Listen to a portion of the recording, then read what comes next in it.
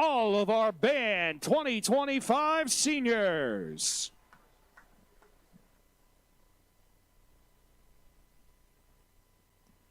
And ladies and gentlemen, one more time, let's have one last congratulations to all of our senior parents and athletes from the band team, the dance team, the cheerleading squad, and the football team. Parents, at this time, we ask that you please return to your seats.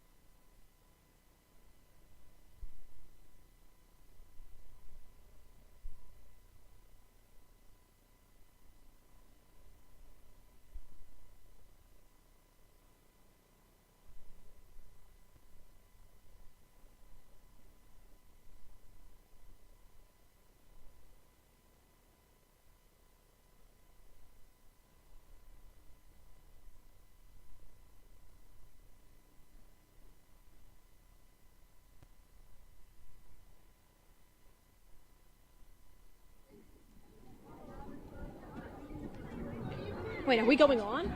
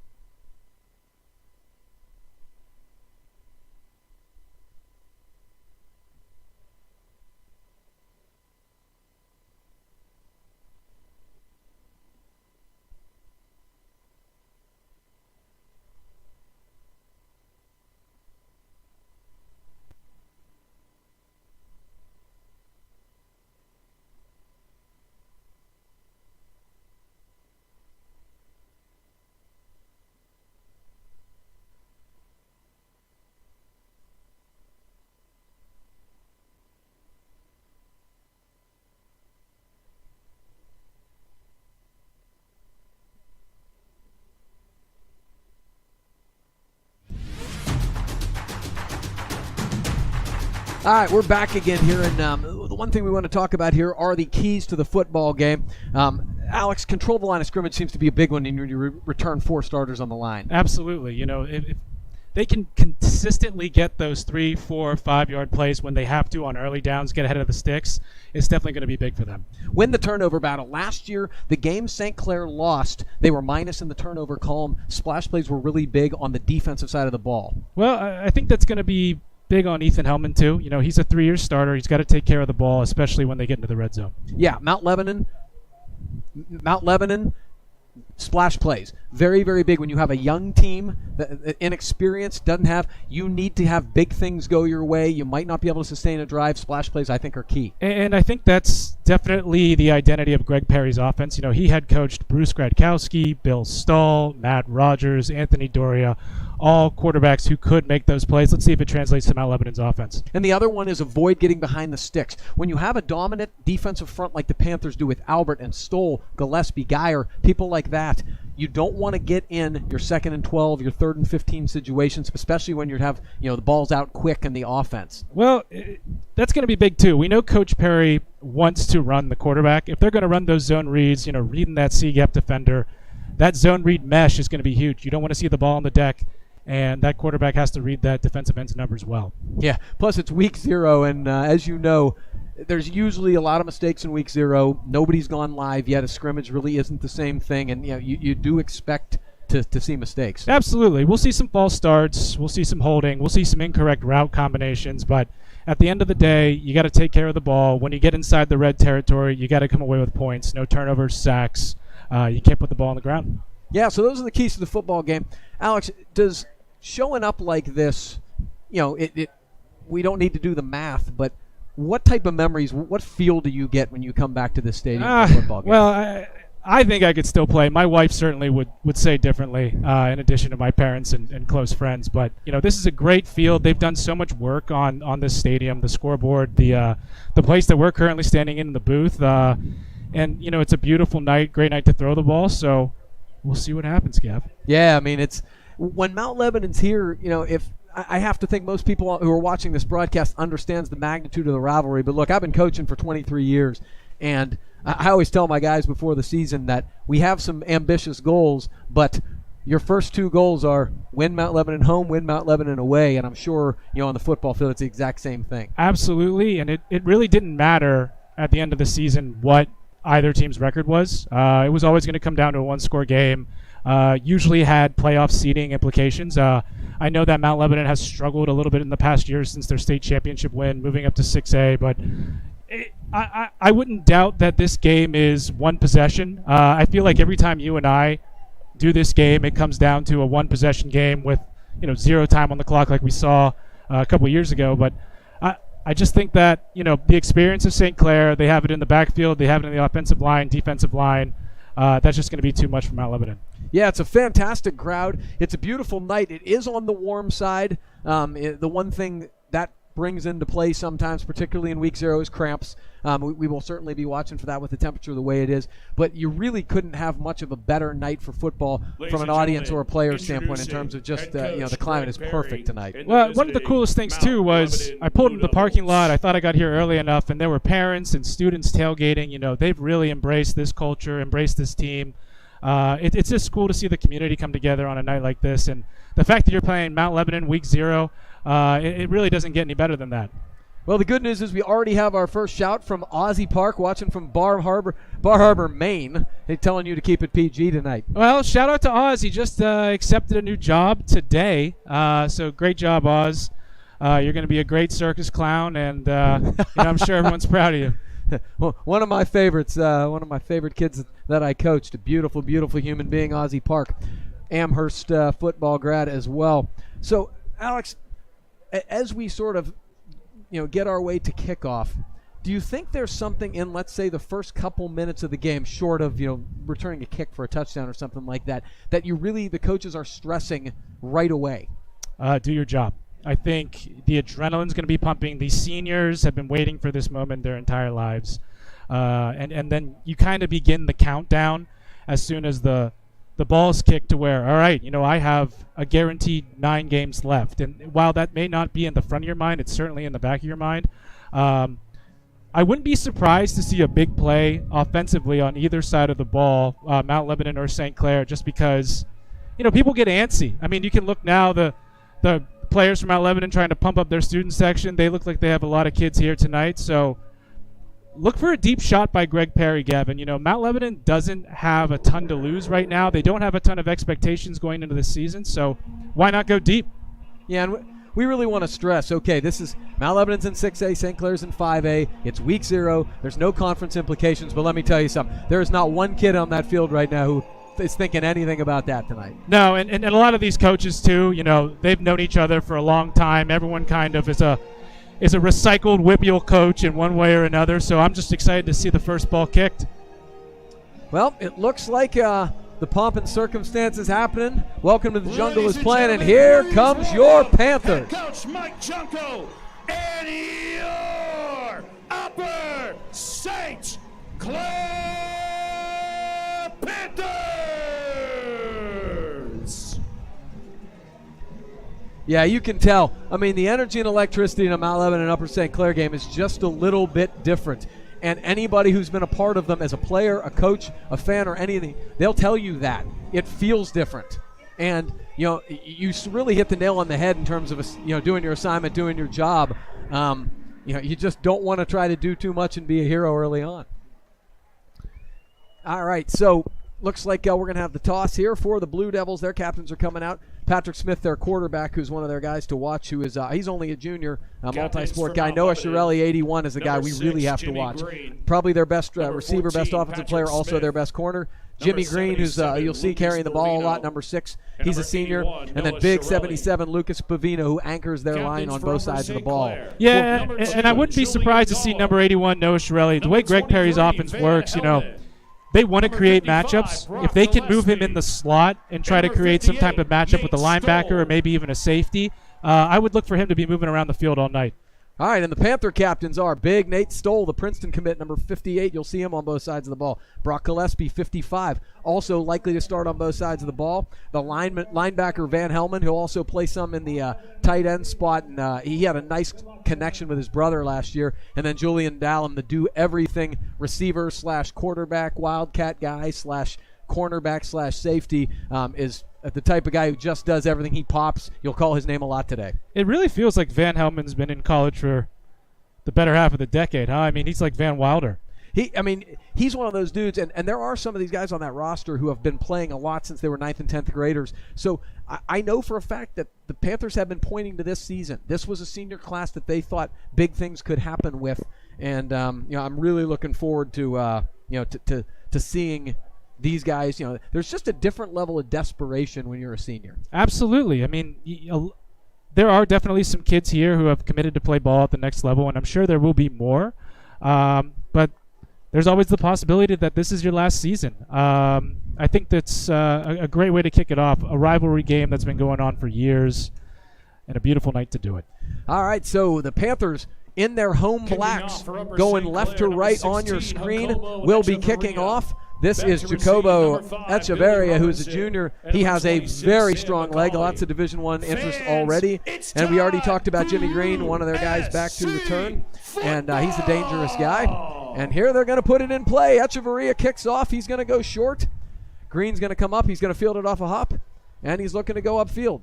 And there he goes. He cuts through a hole and gets all the way to the 37. Oh, excuse me, that's Billy Robertson, the receiver. So pretty good return. Good field position for the Blue Devils. Never a bad thing to start, on your 40-yard line.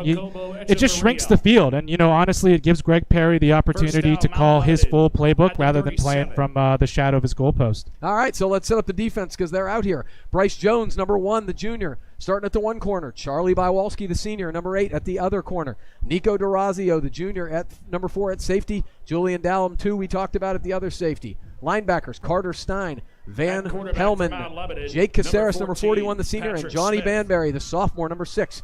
On the line of scrimmage, Stoll, Gillespie, and Michael Albert, the other Princeton commit, number 87, to the near side of your screen. Here's Patrick Smith, the junior. He's going to throw right away. It's going to be a little screen pass out in the flare to Green. Gets about 3 or 4. That's sort of what this team likes to do, Alex, correct? Yeah, and truthfully, that was a really well-executed snag play. Number 3 had the flat route. Number 1 came in, and he kind of picked that outside linebacker. And then number 2 took the safety and corner out of the play with the flag route. Yeah, this short stuff is what you're going to have to probably look for. They fake the handoff, and here comes Patrick Smith. And this is what you're going to have to watch for. We talked to Coach Donati before the game, and he said Smith is big, strong, athletic, and he's a big run threat. And in pregame, Gavin, we talked about that quarterback-running back mesh in the zone read. The defensive end bent, and so when you cannot see his numbers, you pull that tight, you take it right off his tail. So that's a first down for the Blue Devils, and they got 1st and 10 here at midfield.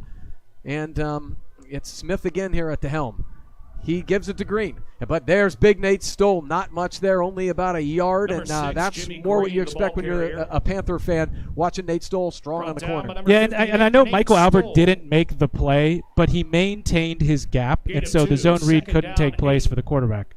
Yeah, I mean, the Panthers have a lot of experience here in the front 7. You have to think that's where they expect to be stout. But again, there's a lot of misdirection, a lot of trickery here. Panthers are going to have to be really disciplined. All right, so again, this is what we expected from Greg Perry. 4 wide, 1 sidecar left, 2nd and 8. Smith back to throw. He's going. Oh boy! So they did a good job bumping him off his Smith's route. pass Jake Caceres intended for almost Shirelli, intercepted it. Yeah, that incomplete. not a great read Broken out by 41, Patrick Smith Jake there. Caceres. It's a numbers game. You know, when you have 3 wide to the field, it was It's 3 over 3. You want to go with your numbers. There was an outside linebacker in a corner on the slant 8. route to the boundary. That's just too congested to make that throw. That's kind of what Coach Donati told us. Shirelli's their guy, and maybe they figured they had a matchup, but it looked like he was bracketed pretty good. So 3rd and 8. This is better for the Panthers. Smith is back to throw. They're sending Carter Stein on the blitz. Smith's going upfield. It looks like there may have been a little holding, and there was. Right after Flag on Shirelli the broke out of play. his break, Charlie Bywalski got a little bit of holding on him, and that's going to be a first down. Yeah, and they're both very physical. Bywalski's been here for quite a while. But seriously, whenever they get the press man coverage, and Greg Perry knows that whenever a corner's pressed, you just got to throw the fade. Yeah, it's going to be interesting here. The Panthers did blitz at least 1 linebacker there, and they didn't get home, and he had the time to do it, and because of that, they were able to get it upfield. So with the penalty, they move to the Panthers 38 and get a fresh set of downs. First And I know we try to be as objective as possible, but there was definitely some hand fighting on both sides there. Not so sure I agree with the call. Yeah, I mean, I think when they looked, it was one of those things that, there was a tuck. He fakes it again. Banbury's at home, Albert's at home, but look at Smith. He is a big, strong kid, and I can tell you from Smith experience, keeps. I coached against him in hoops this year. He was really tough to move. Tackled by John And Banbury. that shows the And athleticism of Michael Smith. You Albert. know, Michael Albert Gain of really 4, wasn't out of 2nd and position there. 6. He did get a little bit tight to the center, trying to protect that zone read, but Smith made the play. Yeah, he still got 4 yards out of it. So pretty good gain for the Blue Devils. They're moving pretty quickly here, still out of this spread sort of offense. A little out route, got his man. Looks like that's going to be another first down, and that's Smith's Chris pass Friedel, the complete to junior number 1, receiver. Chris Friedel. And the Blue Devils, well, that's going to be First close. down, I think Mount they're Lebanon. moving the sticks here. Yep, that's going to be another first down. Yeah, and that was a nice Ohio concept down to the boundary. Ohio concept is when there's a fade on the outside and the slot receiver has an out route, and you read the leverage of the number 2 defender. The number 2 defender was playing off, so that was an easy pitch and catch. Yeah, this is interesting because they're going right down the field right now on the Panthers, showing very little resistance. Here's the run. There's Jake Caceres, the senior multi-sport athlete on the corner. No gain there, and I can tell you from coaching him, very, very aggressive, athletic kid. It's good to see him on the field. Yeah, absolutely. And anytime you can have more depth on the defensive side, it's never going to be a problem. Yeah, people told me they thought he was going to get a lot of time. He did not play football his freshman, sophomore year, came back to the sport last year, and you never have enough guys who are physical like that. You love those guys. All right, 2nd and 10. At the Panther 28, Stoll's on the rush. It's thrown. It is caught. That's a really nice play by Shirelli, and that's why they told us to watch him. He's excellent, and that was a good combat catch. It was good coverage from Bryce Jones, but just basically a 50-50 type ball that the Shirelli won. And absolutely, that was a really nice play by Shirelli, but the fact of the matter is the flat route was wide open. That might have been a walk-in touchdown. Wow. So 1st and 10 from the 14. Here comes Caceres. He's on the blitz. Can't quite get him. They push him almost out of bounds. It's turn. Oh, Oh! catch. I think that's. They called him out of bounds. It looked like he got his left foot in. That's Nico DeRazio. Oh, my, was that an athletic play. I don't know if we can see that again, but that was beautiful. I know that we have replay, but they have to institute that in the Whitfield. Maybe that 2020 or that 2010 Whitfield championship game might be overturned. So it'll be 2nd and 10 here. Okay, we do not have replay working right now, so we'll probably get that going. Here's Smith. He's going into the pile. Not a whole lot there. That's about a gain of 3, and that'll set up a 3rd and 7. It's a pretty big play here, Alex. Absolutely. Hopefully Mount Lebanon can, from an objective standpoint, obviously I'm biased towards the Panthers, but they've stayed ahead of the sticks the entire drive, so hopefully they can punch it in or at least come away with 3. Yeah, this is going to be interesting. Last time we had a 3rd and sort of longish situation, the Panthers did send a linebacker, didn't quite get there. Let's see what the tact will be right now.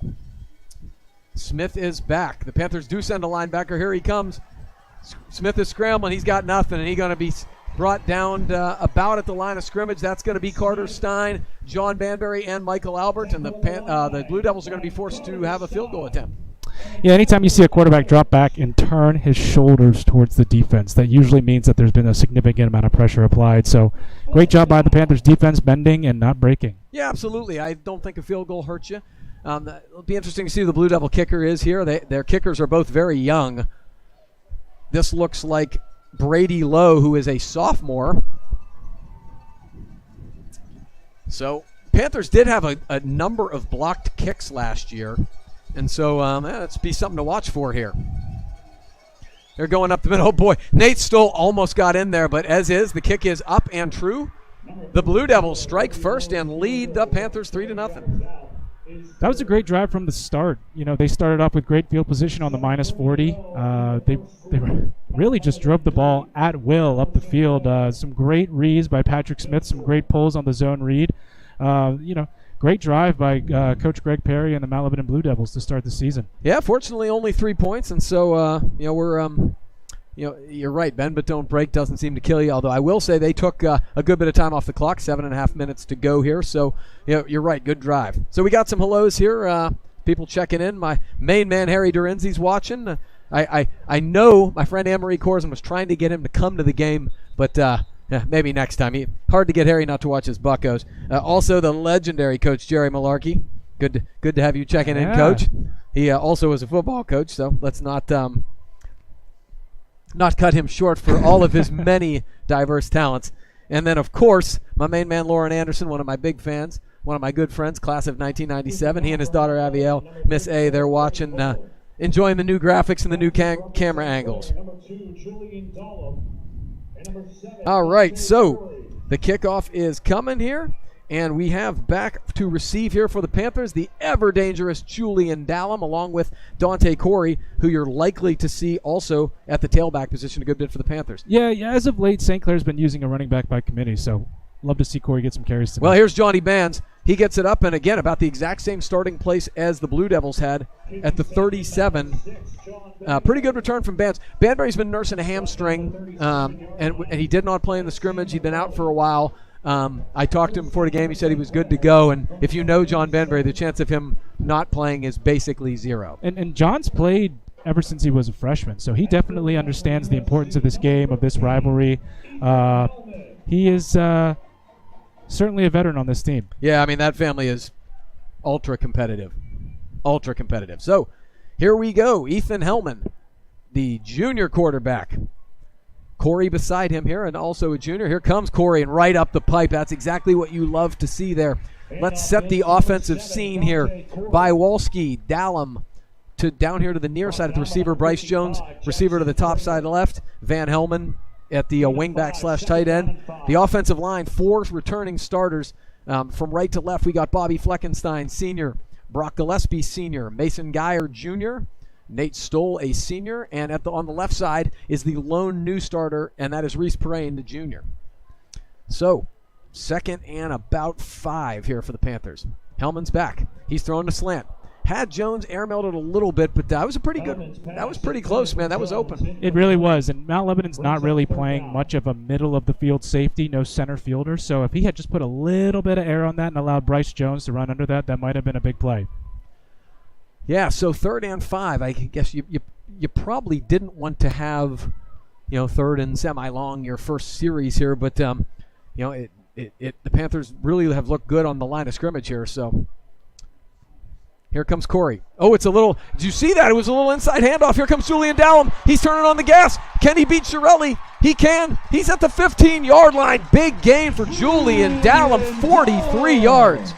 It looked like an inside trap reverse. I don't even know what that was. It really looked like a great misdirection play drawn up by Coach Junko. What a big play and a huge play for the psyche of the Panthers, moving the chains on a big 4th down. I don't know if that was something they have sort of contemplated using on like the first big 3rd down or something they saw from Lebo's scrimmage on film. We talked to Junk briefly about what they do defensively, 3-down type stuff. So he said it was difficult to see personnel because they didn't have their numbers on the scrimmage, but you could see concepts, and maybe that was something they saw on film. And it's something that every team going forward is going to have to prepare for. Absolutely. All right, so 1st down inside the red zone. Here comes Corey again. Going to bang it up the middle. Gets about 3 or so going off the left guard.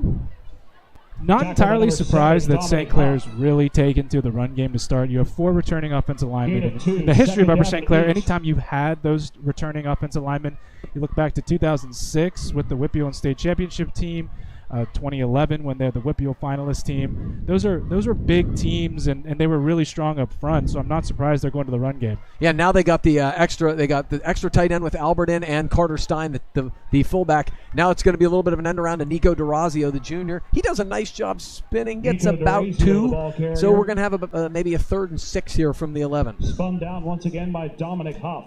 So this is interesting, Alex. They're playing a lot of different people here on the offensive side of the ball, which is a positive. You know, you want to keep guys fresh, especially since how hot it is tonight. And it really shows the confidence that Coach Junko has in their perimeter players. You know, you have Mount Lebanon, and no disrespect to anybody else, but you've seen a few balls forced into Noah Shirelli, but a lot of different kids have touched the ball for St. Clair. That's a QB draw. Hellman cuts it back. He's at the 5, the 4. He's in the end zone. Ethan Hellman, number 13, the junior, takes it in for a 13-yard score for the Panthers. And the first touchdown of the season belongs to USC. Gutsy run by Hellman. That shows how experienced he is, understanding that, hey, I know I can find the paint. He certainly did.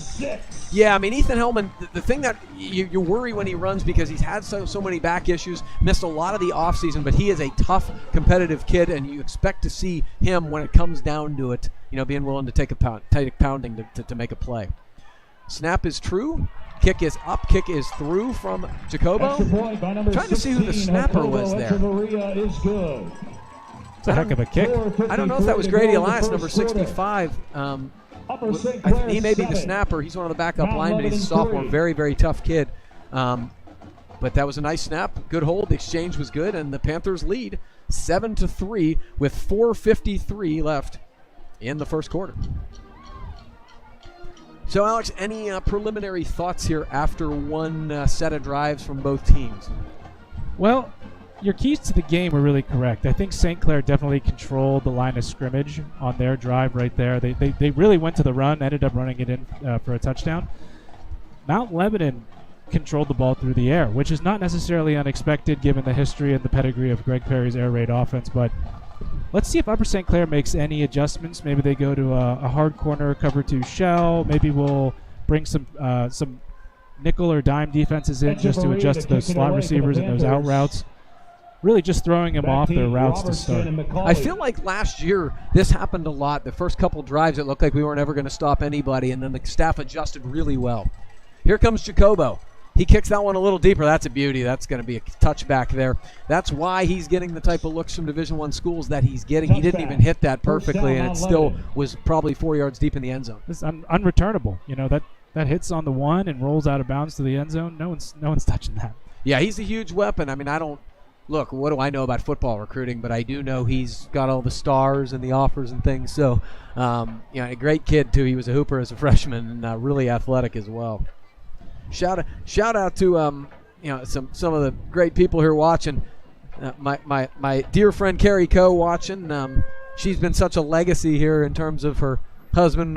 Matt was a player here, and then her son Brandon. Very, very cool family. Here comes a little screen to the outside. Oh, that's really nice. That was Green again, but he was brought down. Banbury, great pursuit for only about a game of 1 or 2. Definitely looks like an adjustment by Upper St. Clair. They had someone in that zone during the swing route, so maybe there were adjustments when the Panthers came to the sideline. Good to see Mark Roy here paying attention and trying to give me grief. Roy apparently doesn't understand the concept of a long snapper, not necessarily as a center, but okay. So here we go, 2nd and 8. Smith drive. Oh boy, there's Big Nate Stoll, and that is the reason he was a preseason terrific 22 from the Trib. He just blew that up completely. Huge play coming up for Upper St. Clair. We got 3rd down and long. They're in the shadow of the goalpost. It looks like they're on the 17, minus 18. What Mount Lebanon cannot do right now is try to get it all back in one swoop. You know, I understand that you want to get the first down, keep the drive going, but sometimes a punt is the safe play. Yeah, well, this is interesting. We talked about it as a key not to get behind the sticks. Here they are. Are they going to go downfield to Shirelli?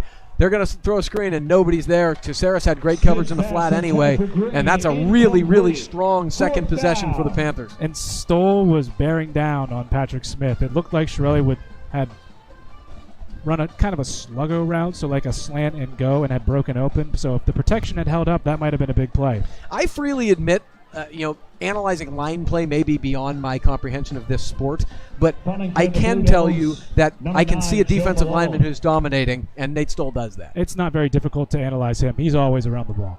So that's a nice punt. DeRazio's under it. Makes a good fair catch, but it will be good field position for the Panthers.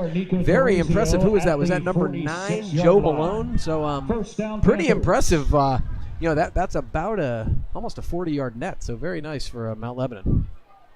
And big by DeRazio making the catch on the punt. A lot of the times when you have those punts with big hang time, they can get nerve-wracking. And the fact that he caught it, saved him maybe 15, 20 yards. He's a fabulous athlete. He was one of the stars on a baseball team this year as a shortstop, and frankly, from his travel basketball days, I wish I had him. Just a great kid and a great athlete. All right, so Panthers in business here. Great field position as we have 3:39 left in the first quarter. Panthers lead 7-3. Here comes Dallum. Oh, he did a nice job cutting inside. So they have Julian Dallum here at the Wildcat position. So that was a really nice read because Reese Perrine had his guy sort of shielded to the outside. Nice cut. Absolutely. Dallum looks like he's definitely been working hard in the offseason. I didn't even recognize him when I came onto the field today. He's really grown into a big kid. He's a super motivated kid. He's a Whitfield Championship point guard from this past season and just one of those kids that really, really wants to work. Ooh, shout out to my sister Erin. She's at Joey Junebug Lang's house, all watching and listening to the game. I love hearing all of these Panthers together watching football. That is what Upper St. Clair is all about. All right, 2nd and 4 here for the Panthers. I like him keeping it on the ground here, Alex. Let's ground and pound. Fake to Dallum, another little inside handoff. This is Corey. He got a battle. I think he's got a first down. Handoff to Dante. Yeah, I think they're going to give it to him. It looks like they're moving the sticks. What do we call that play? That's a USC. That looked like another type of either power or counter. I don't know. I would probably have to reach out to like a Ian or Oz or Matt Kick to understand the offensive line scheme. I feel like there's a lot more misdirection in terms of some of this internal stuff than I saw last year. This is it seems to be a couple different looks from Junk and the staff. I think it really helps when you have experienced, talented kids on the perimeter that you can hand it off to anybody. All right, here's Hellman. He got time. He's going to go down the field. Now he fakes it. He's going to tuck it and run. And that's a nice play. He didn't see it. That's a mature junior decision, not trying to go down the field when it's not there, and gets about 4. Track down by number 7. So we had the post route by Bryce Jones on that play, one-on-one, no safety. It's week 0. I think in week 7, he lets that fly. Okay. I think the more comfortable that he becomes with his receivers, with those guys, that ball goes in the air. Yeah, Bryce Jones he's the wheels. He's the guy who's going to break it over the top. Bywalski's probably the guy who probably flashed the most in terms of down the field last year, but Jones is the one with the pure speed. All right, 2nd and 7 here. Beck Shields is in the game, the junior. He's in motion. Oh, that's a really nice play. That's Malone again, coming into the backfield, shooting the gap. Junko said he was worried about those 2 inside linebackers who were tough Whitfield kids. Malone is one of them, and that's a tackle for probably about a 3 or 4 yard loss. So I know the play didn't work out, but I know Coach Render is in New York smiling right now under center. Ohio toss left. He probably loves it. I'm told, I got a text from Eric Render today. I'm told that they are watching, so I hope that they are. All right, here comes Hellman. He's back to throw on 3rd and 10. He rolls left. He's got a lot of time. He throws now. So they took a little bit of it there, probably because you have a possible 4-down territory here at the Lebo 36, but they got about 7 or 8 there. Did Bryce Jones? Yeah, it looks like this is their big lineup. Wouldn't hate to see a little play action here, Gavin. I feel like that Mount Lebanon's going to be playing 9 in the box. Maybe sneak Mike Albert out for a seam route, pick up an easy first down. Well, it looked like they were going to go big, but now I think they have a little longer than they thought. They have about 2.5. Yeah. All right, here comes Corey. There was a guy in the backfield. Oh, he just busted right through. That's Dante Corey. Great block from Carter Stein, the fullback. He ran right through it, and that's what you want to see. A veteran line, a veteran team can control the line of scrimmage. Panthers go in from 34 yards, touchdown. Keys to the game, Gavin. Control the line of scrimmage. That wasn't a 4th and inches. That was a 4th and a serious 3, maybe even 3.5. That was just pure power. If there's been one play that I see that I'm really encouraged by, it's probably that one, because they knew we wanted to run, we knew we wanted to run, and we were able to run it right down their throat. And I love how Corey didn't mess around. He hit the gap.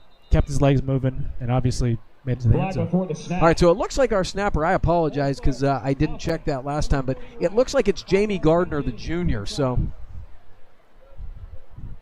Looks like we're going to be able to see Jacobo's leg a little bit here. yeah, and it is interesting to see. You know, we were so spoiled with Bennett Henderson the last couple of years because he just never missed. I mean, it was just never a bad kick. But in terms of pure leg strength, Jacobo's, you know, he's as good as I've ever seen here. All right, so it's down at the 15 and very easy in terms of the distance. Looks like it's straight through, and the Panthers, with 1 minute to go in the first quarter, lead 14-3. Ooh, special shout here. Now this one, I'm torn on this one because I love this individual. My main man, Tyler Nolan, he's watching from San Clemente, California. The unfortunate part about Tyler is he is a Blue Devil. That being said, he's one of the best golfers you'll ever see, and he was the runner-up in Leukemia Lymphoma Society Man of the Year this year, which is probably most important. Well, he can't really control where he goes to high school. I totally agree. Totally agree. I would have loved to have had him on the Panther golf team, though, I will tell you that. Absolute stud on golf. So, that's a really good response from the Panthers in terms of the last set of drives. I think this is a big drive, Alex. Correct me if I'm wrong, but, you know, Mount Lebanon had a great drive, but only got 3 the first time, and then they went backwards last drive. I think in terms of possessing the ball, trying to get momentum back, I feel like this is a big drive for them. I think we're going to see whether or not Patrick Smith is necessarily ready to play against a team with this kind of experience. He was getting a little bit shaky. He started to see some ghosts. He started turning his shoulders towards the defense and taking off maybe a little earlier than he should. A lot of quarterbacks, especially those who aren't as experienced, begin to go to what they know. So I wouldn't be surprised if they started forcing the ball to Shrelly here a little bit. And that is boomed from Jacobo, and that is going to be easy about 6 yards deep in the end zone. And, boy, if he can do that all season, that is a huge weapon because, as we know, the return game is such a big deal in high school football. All right, Alex. So what do you expect if you're on the Blue Devil staff here to see? Do you expect to see anything different? You talked about forcing it to Shirelli, but is there anything else you would do if you were Mount Lebanon here to sort of counter what you saw last drive from the Panthers? I wouldn't press their receivers. It looked like that they had a lot of pick routes that maybe would be able to combat that. If I were them, I'd probably play 3-4 yards off the ball with the corners, make sure that I don't give up any leverage, and I'd put pressure on Smith. All right, so the Panthers look like they have a few different few subs in on the defensive side of the ball. Here Smith is back to throw. And there is Nate Stoll again. Wow. So, you know, it's funny. I told Nate last week that somebody had one of those lists or whatever, the best players, the most disruptive defensive players, and he wasn't on it. And I said, I almost responded to this list because I said, you haven't watched film. And he's everywhere. Well, he has, 2 sacks already tonight? I mean, I wouldn't be entirely shocked if he got more offers other than Princeton. I thought he was a bigger player than that. Not that there's anything wrong with the Ivy League. No, our guys love to go to the Ivies and show off their brains. Uh-oh, there's a guy open. He's open. He's got it down the field. He beat him clean, unfortunately. That's big number 5, Billy Robertson. He beat Caffrey Duplessis on the corner, and that's going to be a big game. There is a flag down. I can't tell what it is. Looks like it may be a hold on the Panther corner. Yeah, that's what's going to happen whenever you press those outside receivers, and I think Coach Donati told us a little bit about that. They want St. Clair to press. They have the personnel to beat it. Yeah, I see Coach Thompson. Coach Thompson is the new secondary coach for the Panthers, and he was very displeased. I'm not sure what he said, but it's a tough thing for the Panthers. They had him in a really good position there, second and long, to get beat down the field up there is very frustrating. Yeah, you can't really lunge. Whenever you have those press man coverages, you see now they're playing 4-5 off the ball. Probably better. All right, here's Smith, and he's going to go that short one. There is Shirelli. Good covered tackle after the catch there from Charlie Bywalski, the senior, but it'll be a gain of 4. Yeah, and hopefully as the game goes on, we make adjustments. We'll see the outside linebacker, Jake Caceres, expand underneath that route to kind of undercut it so that the corner can play over top. And that's going to be the end of the first quarter here. The Panthers lead 14-3 over the Blue Devils, but the Blue Devils have it and are driving in Panther territory. Turn your attention down to the near side of the field, and please welcome our varsity dance team.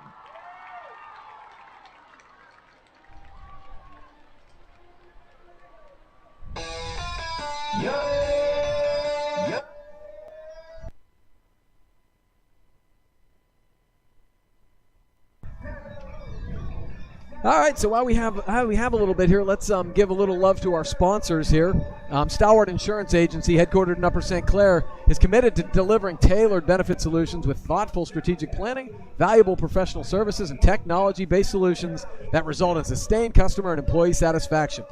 Through initiative and follow-through, they help their customers find answers, implement solutions, and anticipate consequences. Stalwart Insurance Agency, thank you so much for sponsoring the Panthers. And also Victorian Finance. Headquartered in Upper St. Clair, our experienced loan officers have the knowledge to understand that everyone's home buying situation is unique, but their dream is the same. You will receive your own comprehensive competitive financing solution to make the dream of home ownership a reality. We will walk you through the home buying mortgage journey simply and honestly to get you into your home sweet home. Victorian Finance, thank you so much. All right, we are back here. First play of the second quarter. They're running wide here.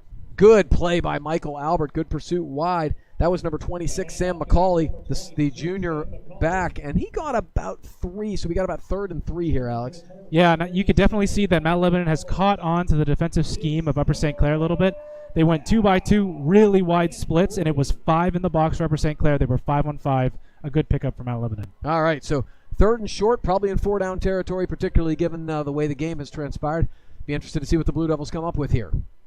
Smith, straight handoff right up the middle. Plenty of room there, and he's going to get the first down. Good job from Nico DeRazio to come up and make the stick, but not before they crossed the line to gain. First down for the Blue Devils.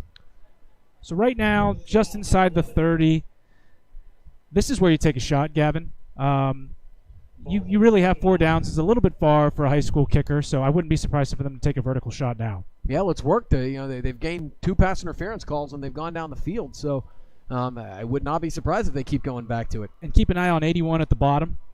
He's matched up one-on-one. Yeah, I got Charlie. It's going to fake. Here comes Smith. Tries to cut it back. Michael Albert not fooled. The 2 Princeton kids are really flashing right now, Alex. Yeah, Princeton's really recruited this area well. I know they've taken some kids from St. Clair in the past. Grant Surtees, one that comes to mind. Aiden Besselman's there right now. Aiden Besselman, and they definitely have recruited Mount Lebanon too. Yeah, it's I speak highly of those 2 kids from a character standpoint, but they're also playing some darn good football here. Here's Smith, good patience, getting up the middle. That's number 50, Austin Middleton. The backup nose does a really nice job being stout at the point of attack. Gets him down, going to be about 3rd and 5. So if you're Mount Lebanon right now, you're down 11. You have 10 minutes left in the second quarter. You don't need 5. Get 3.5, get 4, and then get the first down. You don't need to get everything right now. Yeah, totally agree. We've talked about them. When they haven't gotten behind the sticks, they've been very good, and they're sort of on schedule here. Here comes that quick slant. And it's not going to be a first down, Alex, but exactly as you said, they got 3, maybe 4. It was pretty good coverage from Jones, and now it's a very manageable 4th and 1 with a very big quarterback. And that's definitely a premeditated call. It's let's get what we can get, let's get a positive play and move on. I'll tell you what, I don't think, Smith's reputation was more of an athlete than a thrower. I think he's thrown the ball very well so far. Definitely, and he's definitely thrown the ball well on those in-breaking routes. I'll tell you what, I don't think he got this. I don't think so either. I mean, there was almost nothing. Trying to see who that was at the point of attack. It was Van Helman and Jake Caceres, it looks like, 41 and 23, but Van Helman really blew it up. And Brock Gillespie and Nate Stoll, Austin Middleton, they have some really stout seniors at the point of attack, and that is not going to be easy this year to run on them internally. No, definitely not, and that's so deflating for Mount Lebanon. You put together a nice drive, big play on it. You just really can't push the ball over that 4th and 1. Tough for an offense. They've had 2 really good drives, and the fact that they've only gotten 3 points out of it has to be a little demoralizing, is it not? Yes, and if St. Clair can put together a good drive, take some clock, they get the ball at halftime. So you have to also think that's a 2-possession type of situation, and if St. Clair continues to run the ball like they're capable of, this could be a long drive. All right, Drew Sanderson, the junior, the Canadian, in a tight end here. Here comes Hellman. There he goes. Oh, the hitch and go. He's wide open. It's Bywalski. Oh, he overthrew him. Oh, no. Boy, if he'd have known he was going to be that open, I think he'd have put a little more air under it. There's a saying out there, and I used to get told this way too often in college. No one in the history of football has ever caught an overthrow. So whenever you have a guy like that, obviously you tense up a little bit. You want to make this perfect, pretty ball, but just put it on him, let him run.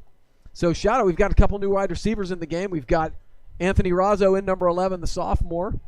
And number 18, Randy Ann, the junior. So a lot of different faces in there for the Panthers, as you would expect in week 0. Good, hard run. Gets probably about 4 there.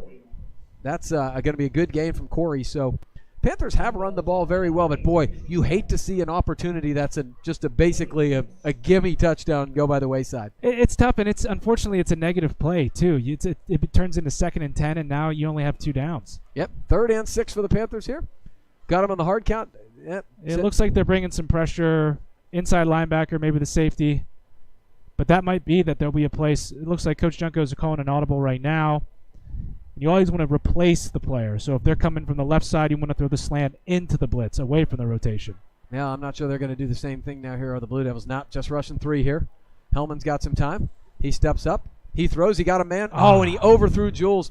Just looks like a little bit of nerves here from Ethan. He's missing some throws tonight that he makes almost routinely in his sleep.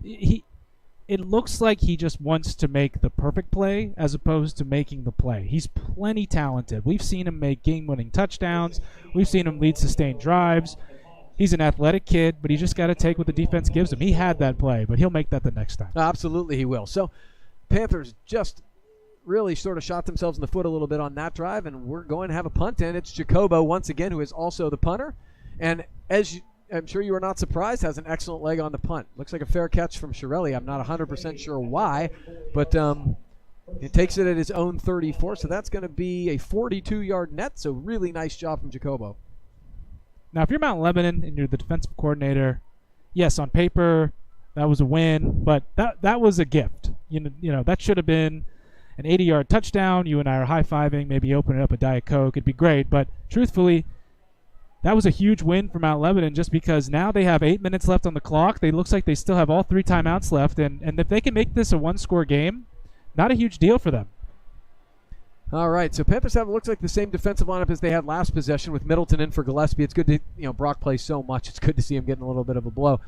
Smith back to throw, got all day. They got a wheel route here. Caceres picked it up. He's rolling now to his right. He's got Albert chasing him. He gets to the outside, and and that's probably going to be 15. Yeah, Van Helman, unfortunately, way out of bounds. So not only did they not contain him on the outside there when they had numbers, but then they gave him 15. So not a very good play for the Panther D. No, that's tough, and that's one of those things too. Week 0, emotions are high.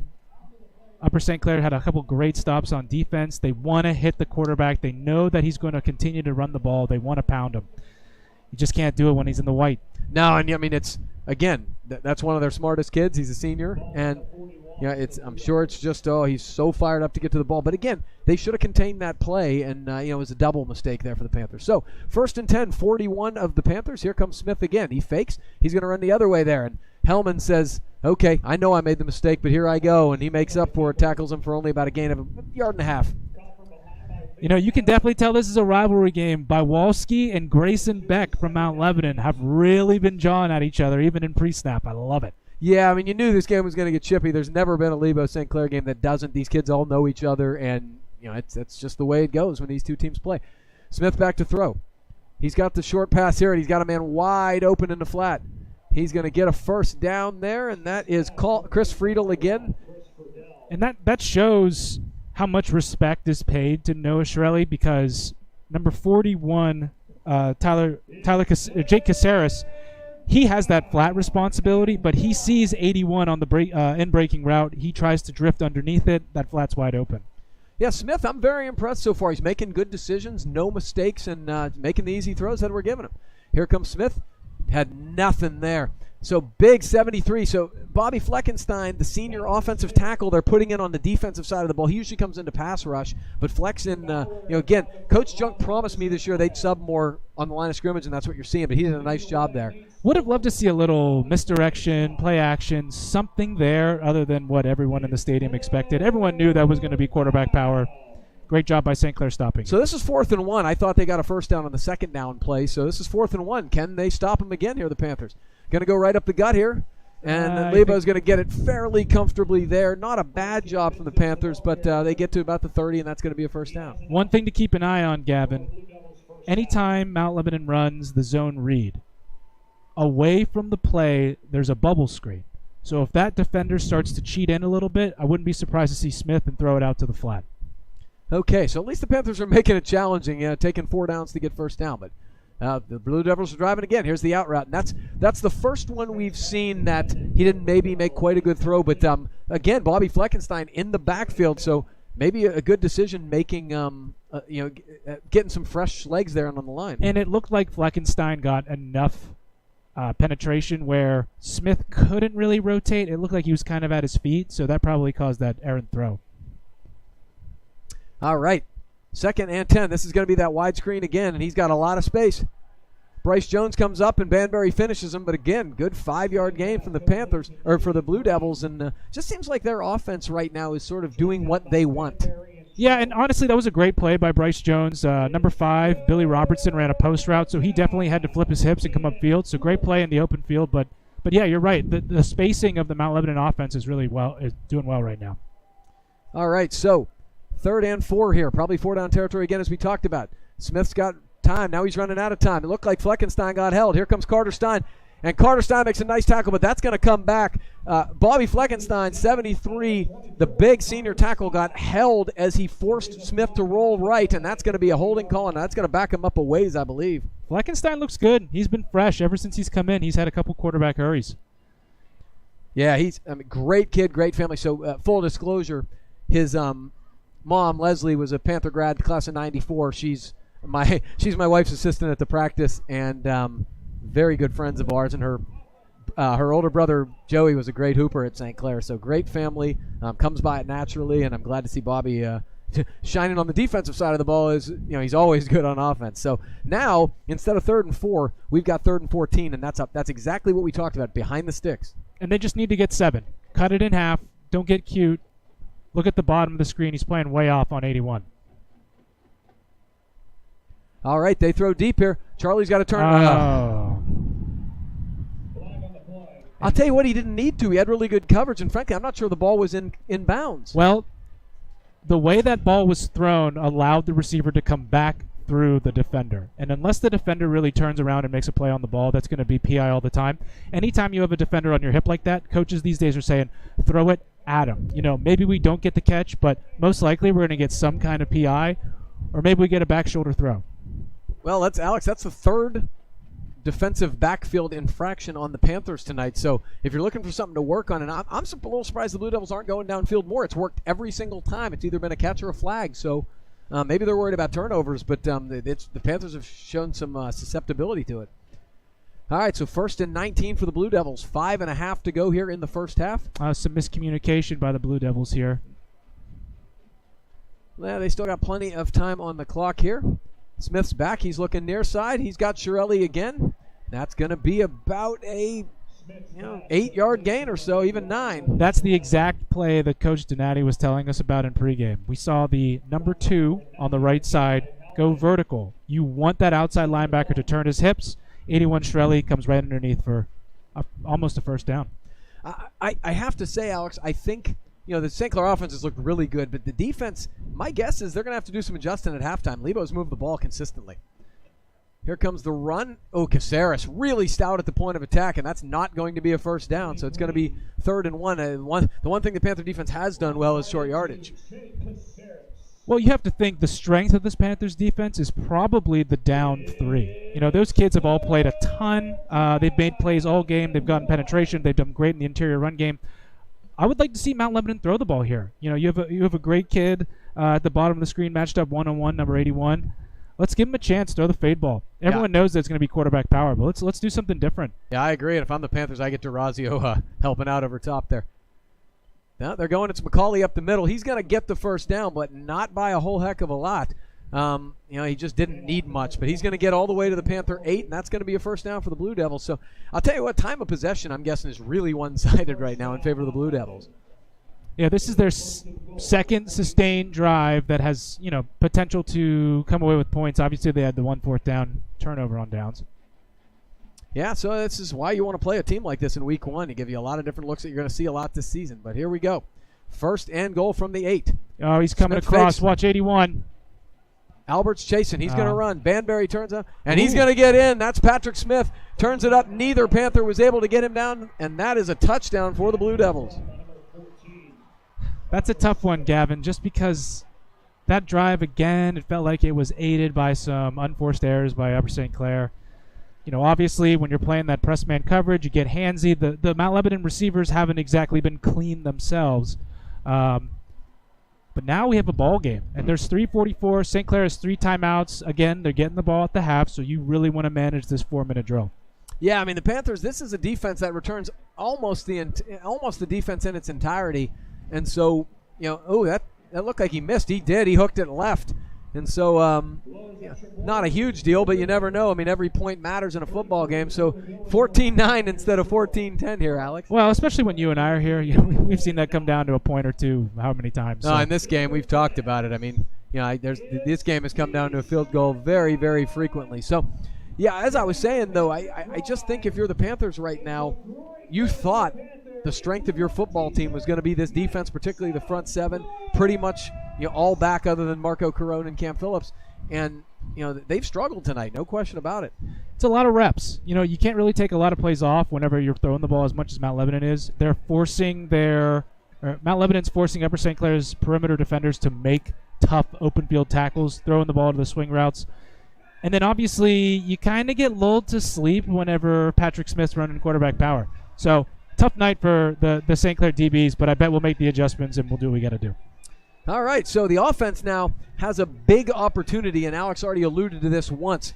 3:44 left, but the Panthers are in the lead and do get the football to start the third quarter. So, a field goal would be fine. That makes it 8. But a touchdown and then getting the ball back to start the third quarter would be a big momentum shift here. It would be huge, but you can't try to get it all at once. I think it's going to be really important for them to get a few chunk plays, 4, 5, 6 yards, get the momentum, then maybe work off play action, see if you can get something downfield.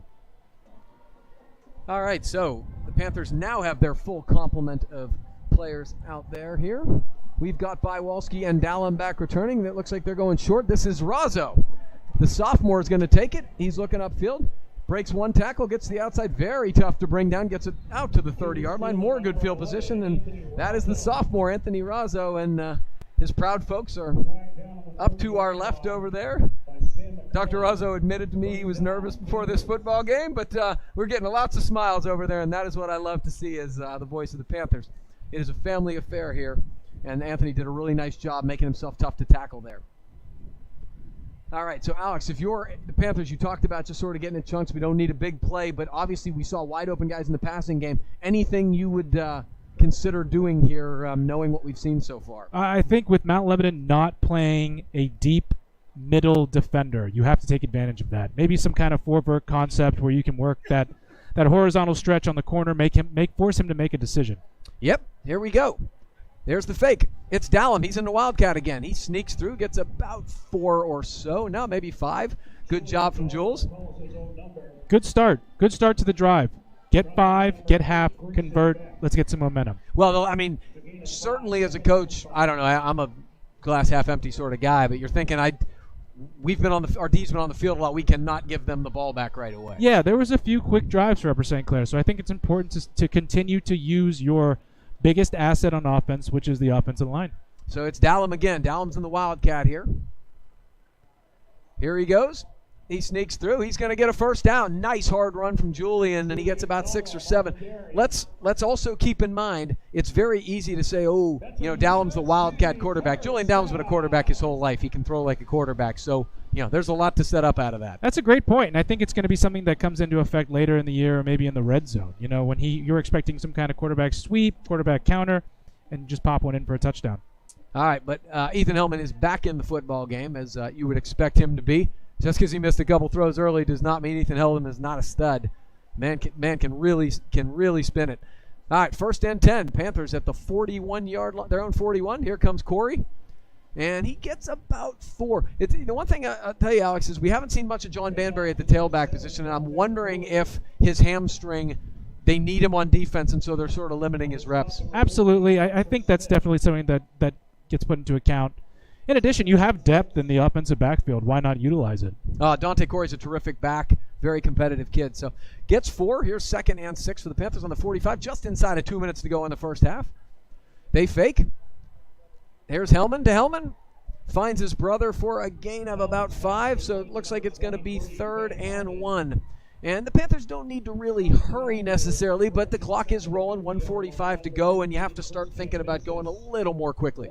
If they get a first down, I think we'll definitely see some kind of hurry-up turbo offense where the plays are being premeditated as you go forward. Yeah, it's 3rd and 1. You're right. You got to get a first down here first and then think about it. So here's Corey. He's through very easily. Nice spin move. Good hard run. Dante Corey gets about 8 or 9 to the inside Blue Devil territory to the 43.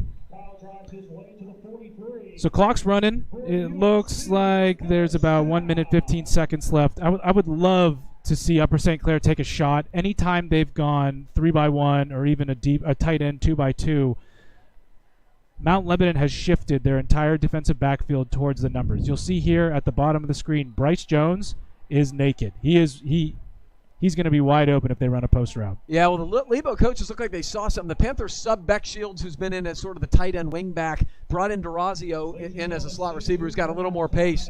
And it seemed like the Blue Devils were concerned about some. That's the first time out call of the game. Panthers have all 3 left, so that's a positive sign as you sort of go forward trying to get points here. And if Hellman has to continue to talk to Coach Junko, to Coach Morton, to the offensive coaching staff to let them know how comfortable he is with the play calls. He has been probably a little bit skittish. Obviously, there's that week 0 nerves, but get him outside the pocket, allow him to run out of bounds, stop the clock, and give him some options downfield. All right, so some interesting scores.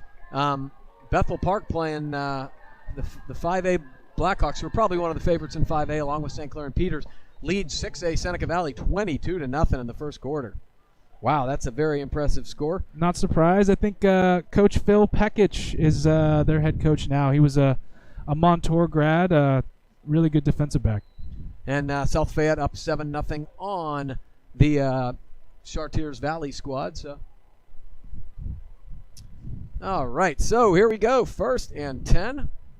Panthers on the Blue Devil 43. This is big. Got to get some points here. Fake handoff. Hellman's rolling left. He's looking down the field. He's going to throw it. Not really anybody open there, and he just sort of threw it where only our guy could catch it. Yeah, he's still got to trust the play call. He can't really stop your momentum when you're running like a flood concept rolling out. One, if you stop, you lose your momentum. You can't make that extra 5-10 yards on the throw. And 2, if you stop, there's no protection behind you, and you might take one right in the middle of the back. Yeah, absolutely. So the Panthers live to fight another day here. You still have 55 seconds, still have 3 timeouts left in Blue Devil territory. Kicker has a great leg. All right, so Hellman's back again. He drops the snap, picks it up, got some time. He's throwing downfield. He's got Bryce Jones. That's going to be a Panther touchdown. And we talked about Bryce Jones. Alex Park basically said he had single coverage, and that would be open on the post. That's exactly what you just saw. Yeah, that was a unbelievable throw by Ethan Hellman. He gave him a chance. He allowed him to run under it. He didn't try to put it there. He just threw the ball to a spot, and it was a perfect ball. I mean, Alex, you got to take some credit for that. That's Nostradamus type stuff. That's what you talked about last stoppage. Well, number 5 for Mount Lebanon, Billy Robertson, had been playing outside leverage, and anytime you do that, any in-breaking route, especially when you turn your hips, is going to be difficult to cover, and Bryce Jones just burned him. Well, that's the reason why you keep Ethan Hellman in there is because of that. The dude can absolutely spin it. That was just a gorgeous throw. Jacobo missed that one a little bit, but still threw. So the Panthers, with 48 seconds to go in the first half, that's a big, big touchdown because it's now 21-9, and they get the ball in the to start the second half. So that's great stuff. So Mount Lebanon still has a chance. There's 48 seconds left, 2 timeouts. If they get a good return here, I wouldn't be surprised to see them take a couple shots. Not Hail Mary stuff, but those intermediate chunk plays, and I wouldn't be surprised to see a screen either, especially if St. Clair's playing somewhat of a prevent defense. I would go down the field again. It's worked every single time to at least get a flag. I mean, at least you take a chance. But who knows? I mean, if you get one picked off, then you look like an idiot. And I seem to think this game's like a video game sometimes. Well, I think they're very aware of the front 3. And anytime they've really tried to drop back and Smith has tried to set his feet, he's been met with either a Michael Albert. He's been met by a Bobby Fleckenstein, a Nate Stoll. You start to feel that as a quarterback. You start to kind of get what they say happy feet. And it's uncomfortable, and you make some errant throws. Well, I got to give a shout here. Two of my guys are watching right now from Clemson. They just started their freshman year. My captain, Brett Miner, 2020 4 Whippeal champion, and Cam Phillips, starting middle linebacker on his team last year. Boys, I hope you're loving college. Thanks for tuning in. Here comes Jacobo. He's booming that one. Look at that kick. That is out of the end zone. Not only was it out of the end zone, it was actually over the red. I don't think I've ever seen that before. I have never seen that. And St. Clair has a history of great kickers. You know, they had Bennett last year. They had, I'm trying to think. They've had a lot of good ones. Alex Romanus was really good. Connor Lee, obviously. Evan Magliocca, if you remember him. Yeah, there were some great kickers. I have to give a shout out to Billy Price, my colleague at Clark Hill. He was the kicker on 2 Whippeal championship teams. So. Kicker you. Yeah, his son's playing for South Fayette tonight, so my guess is he is not watching, but he's a proud Panther. All right, so first and 10 here on the 20. They're going to throw the little screen there. That's Shirelli again. No, that was low. So here's something interesting, Alex. Okay, now we have second and 10. Another incompletion, or if they run, do you think about using with 3 timeouts left timeouts here, or are you satisfied knowing we get the ball in the second half? I think if St. Clair feels good about their special teams, you go for the punt block. And why not? If there's going to be 10 seconds left, there's not really a chance of a big play. Why not try to go for the big play? Okay, I'm super aggressive, but sometimes when I ask those questions, because people look at me like I'm crazy. Oh, it's picked off! That's a great play by Caffrey Duplessis, the junior. He read that out route and pulled it away from the receiver. He got beat earlier on the long route. That is a great way for a young player to recover and make up for a mistake. And this is almost a guaranteed 3. You know, when you have Jacobo kicking the ball the way he has been, you have 40 seconds, 3 full timeouts left, Gavin. You can basically run your entire offense here. Oh, it's unbelievable. We have 3 timeouts, and we already talked about how, it would be crazy, to score and have time to get up, and now you have time to score again and get the ball in the second half. Ooh, another score. Cannon Mac is up 17-0 on Peters. Upset alert. I heard Cannon Mac was going to be good this year, but that's a heck of a score. I love it. Week 1 is crazy. Week 0. Or week 0, excuse me. Good point. Here comes Hellman. Throws it wide. Here's Dallum. He's got a lot of space. He's heading towards the boundary. I think they'll probably use a timeout. Yep, Junk's going to use a timeout. 34 seconds left, but that's a good gain. They got about 5 or 6, and they got it to their playmaker, hoping he could break one. Looks like Drew Sanderson's limping off the field a little bit. He's been banged up a lot in the preseason. Really athletic kid. He's a junior, used to be a hooper, and so they're trying to keep him healthy. Oh, yes. My main man, Luca Baird, give me a shout-out. I don't know if Luca's at West Liberty yet or he's still here, but he's a baseball guy. He's going to go to West Lib to pitch, but Luca, if you're already gone, man, I miss you. Have a great freshman season. Good luck, Luca. All right. So, Alex, now we got second and 6, Mount Lebanon 20, 34 seconds left. Play OC for me. Wear your OC hat. What do you want to see here? I really liked that last play call. It was basically an extension of the run. You're getting the ball in Julian Dallum's hands, one of your best playmakers, and you get an easy 4 or 5 yards. You call a timeout. Why not do that again? And then you can start taking shots. Unless Coach Junko has something dialed up, maybe like a quick double move, like a slant and go or an out and go. Right now, I'd be working the sidelines trying to get out of bounds and just getting the ball in the best player's hands. The one guy we haven't seen is Charlie Bywalski. Lebo has their best corner on him, but Charlie's a really great football player. Fake into the boundary. It wasn't quite there. Hellman's still looking. He's going to extend it. That's a smart play. Good job not trying to force it. Live for another play. I just feel like Hellman's getting a little bit frustrated maybe with the lack of open receivers, and it's maybe not anybody's fault. It's just good defense by Mount Lebanon. But, again, he's quickly turning his shoulders to the defense. It's never a good sign. All right, so we've got 3rd and 6. At the Blue Devil 19, 28 seconds left. Hellman. Oh, it's going to be the QB keeper, the same play they got a touchdown on earlier. Here he's going. Oh, what a cut. He lost the football. Oh, no. Did the Panthers get it back? Hopefully the Panthers got it back. If so, call timeout. They did. Wow. Who got down there? I think it was Nate Stoll, of course. And, boy, he almost scored there. Did you see it? Oh, here, we got the replay here. It looks like that last cut, he kind of left the ball out, and a Mount Lebanon player was able to swipe at it. Yeah, unbelievable. Because I'm sure he just saw end zone, and he's so athletic and competitive, but you got to be careful there. So, good break for the Panthers. Oh, no, our production team's apologizing for the buffering replay, but we're working on some stuff here.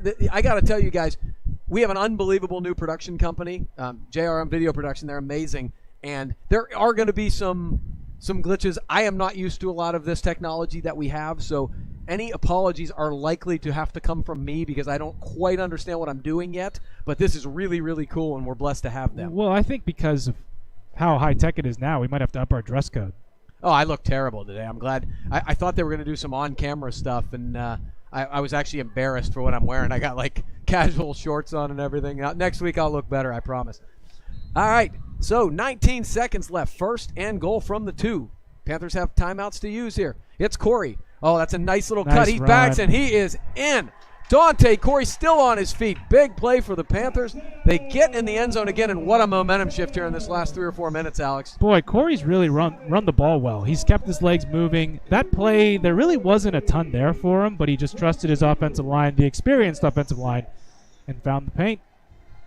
Oh, man, I got some great shouts here. My man Peter Engel, a receiver on last year's team, yep, and one of our actual geniuses, Sam Levine, both watching from Penn State.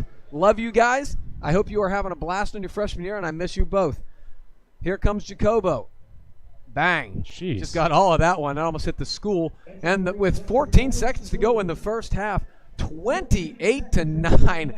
Whatever problems the Panthers have had on defense were made up by, we talked about one of the keys being splash plays on the defense in terms of turnovers, and that turnover was massive. Yeah, and I just hope that St. Clair goes into the locker room at halftime and emphasizes the idea that they have to continue to remain disciplined in the defensive backfield. Whenever you start to jump those outbreaking routes, you get a little greedy. Hey, he got one. Why can't I get one? That's when the big plays happen. No, absolutely. So the Panthers, it's ordinarily in this situation you just kind of do a squib kick and not worry about it. I don't know why you just not keep having Jacobo bang it through the end zone and say the heck with it, because it looks like he can do it. He mishit one that went 4 yards deep in the end zone. Right, and if you're Mount Lebanon, you're probably just thinking, let's get out of here. Let's take a knee. We don't need another turnover inside our own 10. No, and the bottom line here, Alex, is if the Panthers get the ball to start the third quarter, go right down the field and score, you're almost in mercy rule territory, and it's not been that type of game. No, and we've seen St. Clair go into halftime with big leads and then come out a little bit flat. My hope is that because of the rivalry and week 0 and everything like that, that they come out still hot.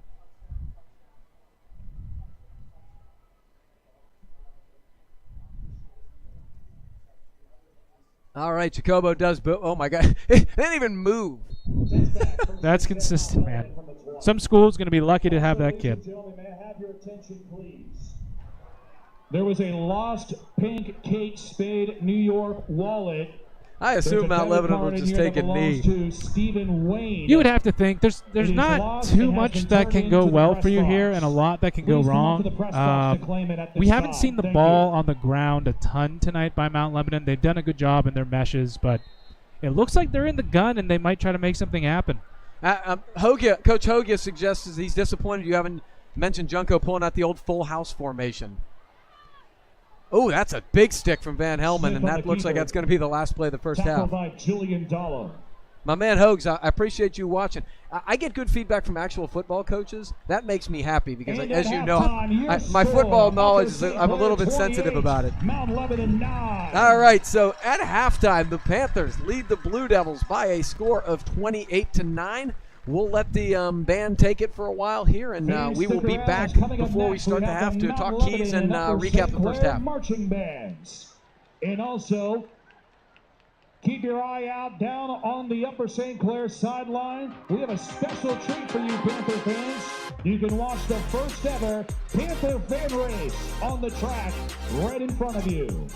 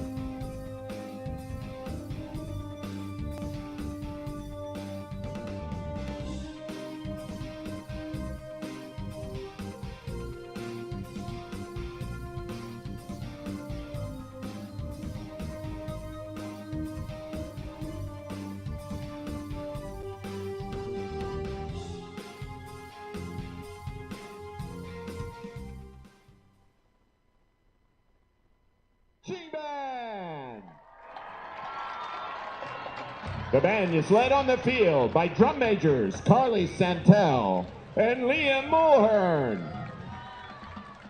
The band's 2024 halftime show is entitled Hit Play and opens with the 1988 hit by Bobby Brown, My Prerogative.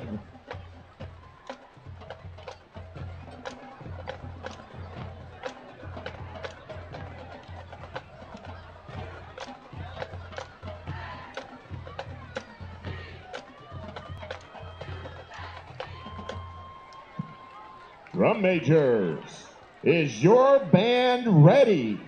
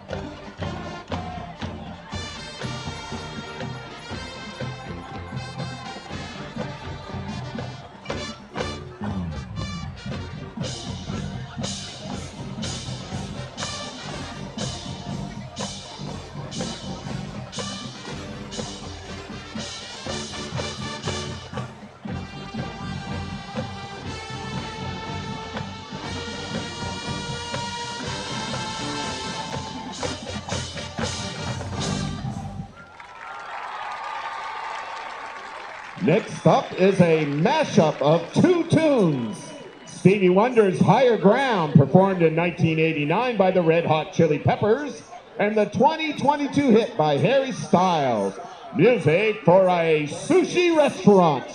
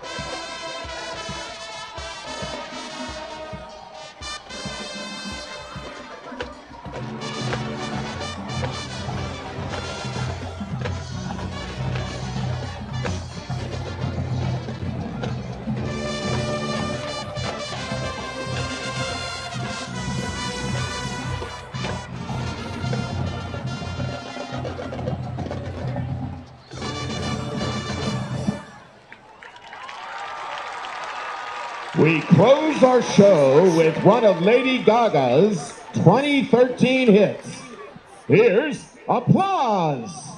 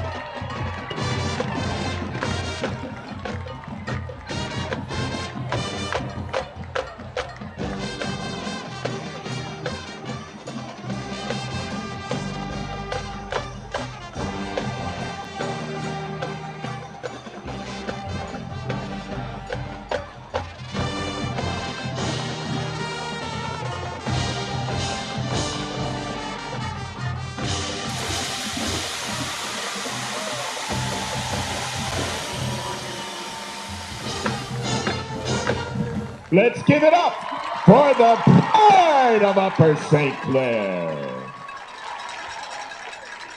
The 2024-25 edition of the band is under the leadership of Band Director Mr. Nick Deutsch, Assistant Director and Percussion Coordinator Mr. Jesse Rhodes, Assistant Percussion Coordinator and Front Ensemble Instructor Mr. Jacob Rice, Assistant Percussion Instructors, Miss Mayike Stewart and Mr. Tommy Starr. Assistant Band Director, Miss Jordan Chappell. Pantherette Guard Coordinator, Mrs. Tammy Lentz. Assistant Pantherette Guard Coordinator, Miss Kate Sloggle. Senior Advisor to the band, Mr. Sam Hazo. On behalf of the staff, students, and parents of the Panther Marching Band, we thank you for your support of band and all of the performing arts programs in the schools. Thank you.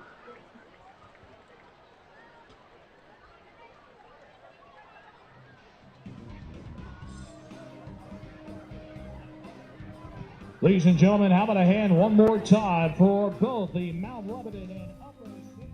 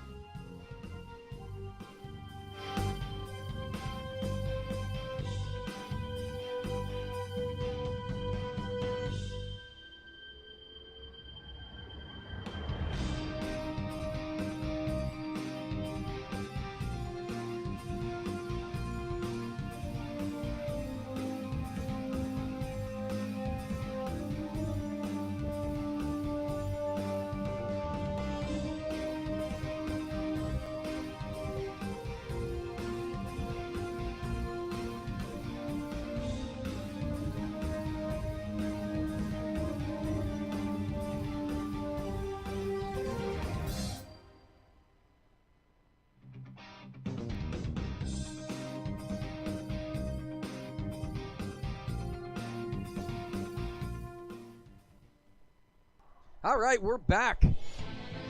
We are about to start the second half. We still have some time left here. The band did their usual absolutely outstanding job. The Pride of the Panthers did.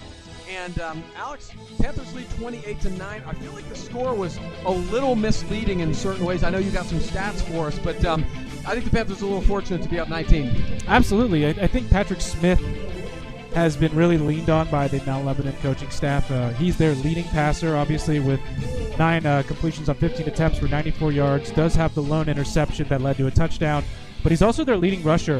They have 21 total rushing attempts. He has 13 of them for only 37 yards, at 2.8 yards per carry, and the lone touchdown for Mount Lebanon as well. Upper St. Clair's definitely kept the star player for Mount Lebanon on the perimeter, Noah Shirelli, in check. Only 3 catches on 5 targets for 27 yards. Just 9 yards per catch, and he's obviously capable of a lot of big things. But on the other side, Upper St. Clair has really done their damage on the ground. They have 16 total carries for 153 yards. Obviously, there have been some big plays, but that's still a 9.6 yards per carry. Dante Corey with the touchdown. He's got 8 for 59. And Ethan Hellman, he's got 3 for 31 in the touchdown. And then you can't forget Julian Dallum, 4 carries for 61 yards. Really showing that he's a threat through the air and on the ground. Pass game, it's been chunky. Ethan's been 5 of 10, 63 yards, 2 touchdowns, both great plays. But they need to be more consistent on the plays that they can make. They don't need to have, a 20, 30, 40-yard play every time. Leading receiver for Upper St. Clair, Bryce Jones, 2 catches, 51 yards, and that beautiful 43-yard touchdown. Dante Corey also with the 2-yard touchdown catch. Yeah, so, obviously, if you ask me what the big play was, I think it's the Caffrey Duplessis interception. 21-9 going into halftime, getting the ball after the big play to Jones, that's great. You're looking good. You're feeling good if you're a Panther fan. But with the interception and then the late touchdown, making it 28-9, getting the ball, I think it's a totally different feel. That was the first big play on the perimeter defensively by either side. There had been some plays that were pretty close, could have been turnovers, but the big story has been all the pass interference calls. Upper St. Clair has to play a cleaner game, the defensive secondary, and just keep the tempers. I know there's a lot of trash talking. We talked about that. We know Charlie Bylowski. He's been around forever, and he's jarring with Mount Lebanon. Who wouldn't be? I did. Everyone did. But you got to keep your temper in check, and you can't let that get to you. Yeah, if we sort of check back to our keys as to how we thought the football game would go and how it would win it, the Panthers have really controlled the line of scrimmage like we talked about. They've run the ball beautifully. They have stopped the run. Those 2 things, as you talked about with the stats, have proven. The other thing was the turnovers, and look what happened. The game really changed on a turnover. If you're Mount Lebanon, I think the things you see, the big play, well, the one score they had was off of the big play where they got the long pass play down the field. And so, for me, it's the game has sort of played out like I thought it would. However, the 2 keys for the Panthers have really reared themselves and is kind of why the score is what it is right now. Yeah, there have been the 2 huge plays of this game that really broke it wide open with the interception and then the long touchdown to Bryce Jones. Other than that, you take those away, it's a 5-point game. But at the same time, that's playing clean. Not allowing the big plays, keeping everything in front of you, and then not turning the ball over within your own 20. That's huge. So obviously the score has been earned by Upper St. Clair, but as you said, it's definitely closer than the scoreboard shows. Yeah, I don't think there's a big disparity in yards or anything like that, and so a lot of times it's why I said I thought it would in many ways come down to those turnovers.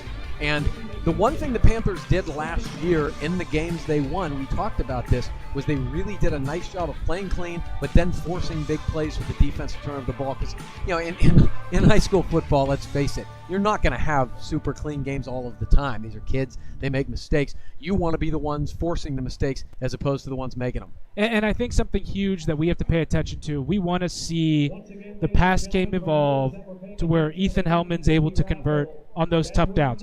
Not necessarily like 3rd and 15, but if you have a 3rd and 7, 3rd and 8, you get behind the sticks a little bit, I want to see him stick that 10-yard out. I want to see him to be able to hit that seam route. That's really the next step for him. Obviously, he's been able to do a great job for Upper St. Clair. They were, 8-2 last year, had a great season. But his next step is truthfully just carrying the team when they're behind the sticks. Yeah, no question about it. And he's so capable of it because there's nothing he doesn't have. Well, he sees it. He throws it great. He's athletic. He's competitive. And it's a very tough thing to do. You see guys on all levels that really aren't able to do that. Even at the NFL level, I don't know how much you've watched the Steelers, but they're not able to do that right now. They get behind the sticks. It's difficult to convert on those third and medium to longs. And I think he has the run game and the offensive line and the perimeter weapons to do it.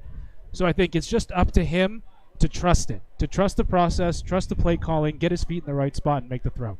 All right, so let's set the kick return team here for the Panthers. Julian Dallum, number 2, is making his way out onto the field. He and Dante Corey are back again as the deep guys. The up men are John Banbury and Charlie Biawalski. We've got number 9, Beck Shields, as one of the short guys, as well as Carter Stein, number 24, the senior.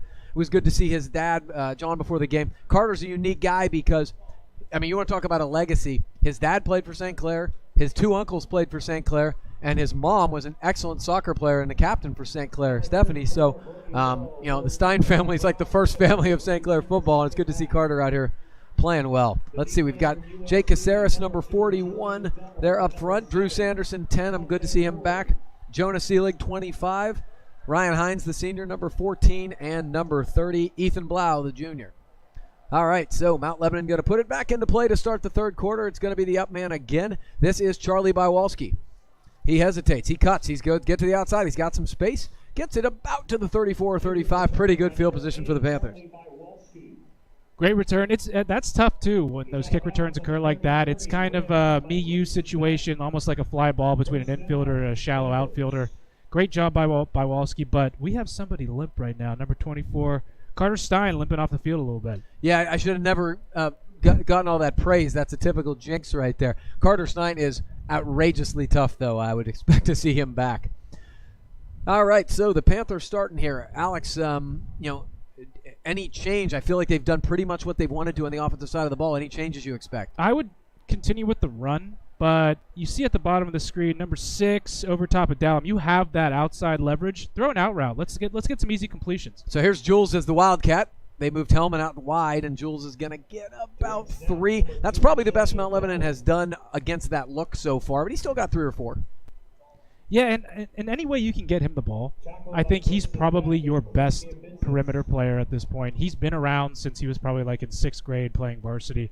So, the more that he can touch the ball, the better off they're going to be. Yeah, it was good to see his brother Ethan down on the field before the game. Yeah, 2 absolute studs. Kid's a legend. 2 Whitfield Championship point guards, the Dallum brothers. Just great. All right, here's Jules again. It snaps. He's going to run off tackle right now. He cuts it back. Good gain. Boy, he ran right into Jimmy Green. Came in and really laid the boom on him there. We talked about. Oh no, excuse me. That was 8 Grayson Beck. Coach Junko talked about those big linebackers before the game, and they've been as advertised. Yeah, and Beck was drawing back with Charlie Biawalski too. So he's definitely a player that plays with passion. He's doing well too. All right, so 3rd and 1. This is exactly where you want to possess the ball, maintain the ball, get a drive here going. So here comes Corey. Ooh, he got stuck. It's going to be really close. I think they're going to give it to him, though. Whoever that was, the up back, I think it was 23. Yeah, it's Hellman. Van Helman absolutely depleted a defensive end. You love to see that in your H-back and your fullback. It's a lost art. Yeah, so they're not going to give it to him. The far side official had it as a first down. The near side official did not. Looks like the Panthers are going to go for it. I certainly would. They've ran the ball pretty much at will, that last play aside. I would expect that this will be Corey again. They're definitely doing the tush push. Oh, no. Have they been practicing this? It's Hellman. I don't know if he got it, Gavin. I don't know where he is. He came out of the pile and got it easy. And having a competitive kid like that, he really spun out of that. I think he had the same thought you did, that he may not have had it. Yeah, that's a heck of a play. Great job by the backs pushing him forward. Great job by him by spinning out, too. Now, that's the thing about Ethan Hellman. He's been around so long. He's seen so many different things. He could will the team to win. But, at this point now, play within the offense. He's got 150 yards behind him in terms of a run game. Four returning starters on the offensive line. Just play within the system, and he'll be asked to win games, and he will. All right, Dallum, sort of a weird kind of motion situation. Here comes Corey up the middle. He gapped him. Oh, man. I'll tell you what, if he broke that one, it would have been a lot like the touchdown one, but he still got 9. There are big holes right now, Alex. And I know that we talked a little bit about Banbury not getting as many carries, but I have loved the way Dante Corey has run. He has run with conviction, but unfortunately, I think we got a penalty. Yeah, they called a hold. I didn't hear who on. It's unfortunate because there was a massive hold there. I don't know if that was where the hold was, but the Panther offensive line has absolutely been as advertised today. Unfortunately, we talked about getting behind the sticks as a negative for Mount Lebanon. Also, certainly a negative here for St. Clair. 1st and 20 is not where you want to do, especially when you're running the ball so well. No, but thanks to the great return by Bawalski and some great runs that have occurred by both Dallum and Corey, I think right now you're in a good position where you're still on the minus 35. I love at the bottom where you can maybe make a play there. But it looks like it's Dallum again on the counter. That's that same play. No, this is DeRazio this time. It's the same play they ran to Dallum earlier, and again, they get 8 or 9. The interior line right now, I mean, Stoll and Gillespie and Geyer, and Perrine and Fleckenstein are really doing a job in the run game. To turn a 1st and 20 into 2nd and 12, that's huge. That's huge. The full playbook's open right now, and they just need to get about 6, and then they can try to convert. Yep, so the good news is they're moving the ball, and the clock is moving. That's what you want with the lead here. It's a good drive so far for the Panthers. 2nd and 12. This is Dallum again. It's like the exact same play. Here comes DeRazio. Oh, nice block by Bawalski in the corner. I think DeRazio may go. 20, 15, 10, 5. Touchdown for the Panthers. Nico DeRazio, the junior, takes it to the house. 55 yards. And Gavin, that was a pass. That was a shovel forward by Dallum. So that's going to go down to the stat book as a touchdown pass. So Dallum showing off his versatility, his quarterback background.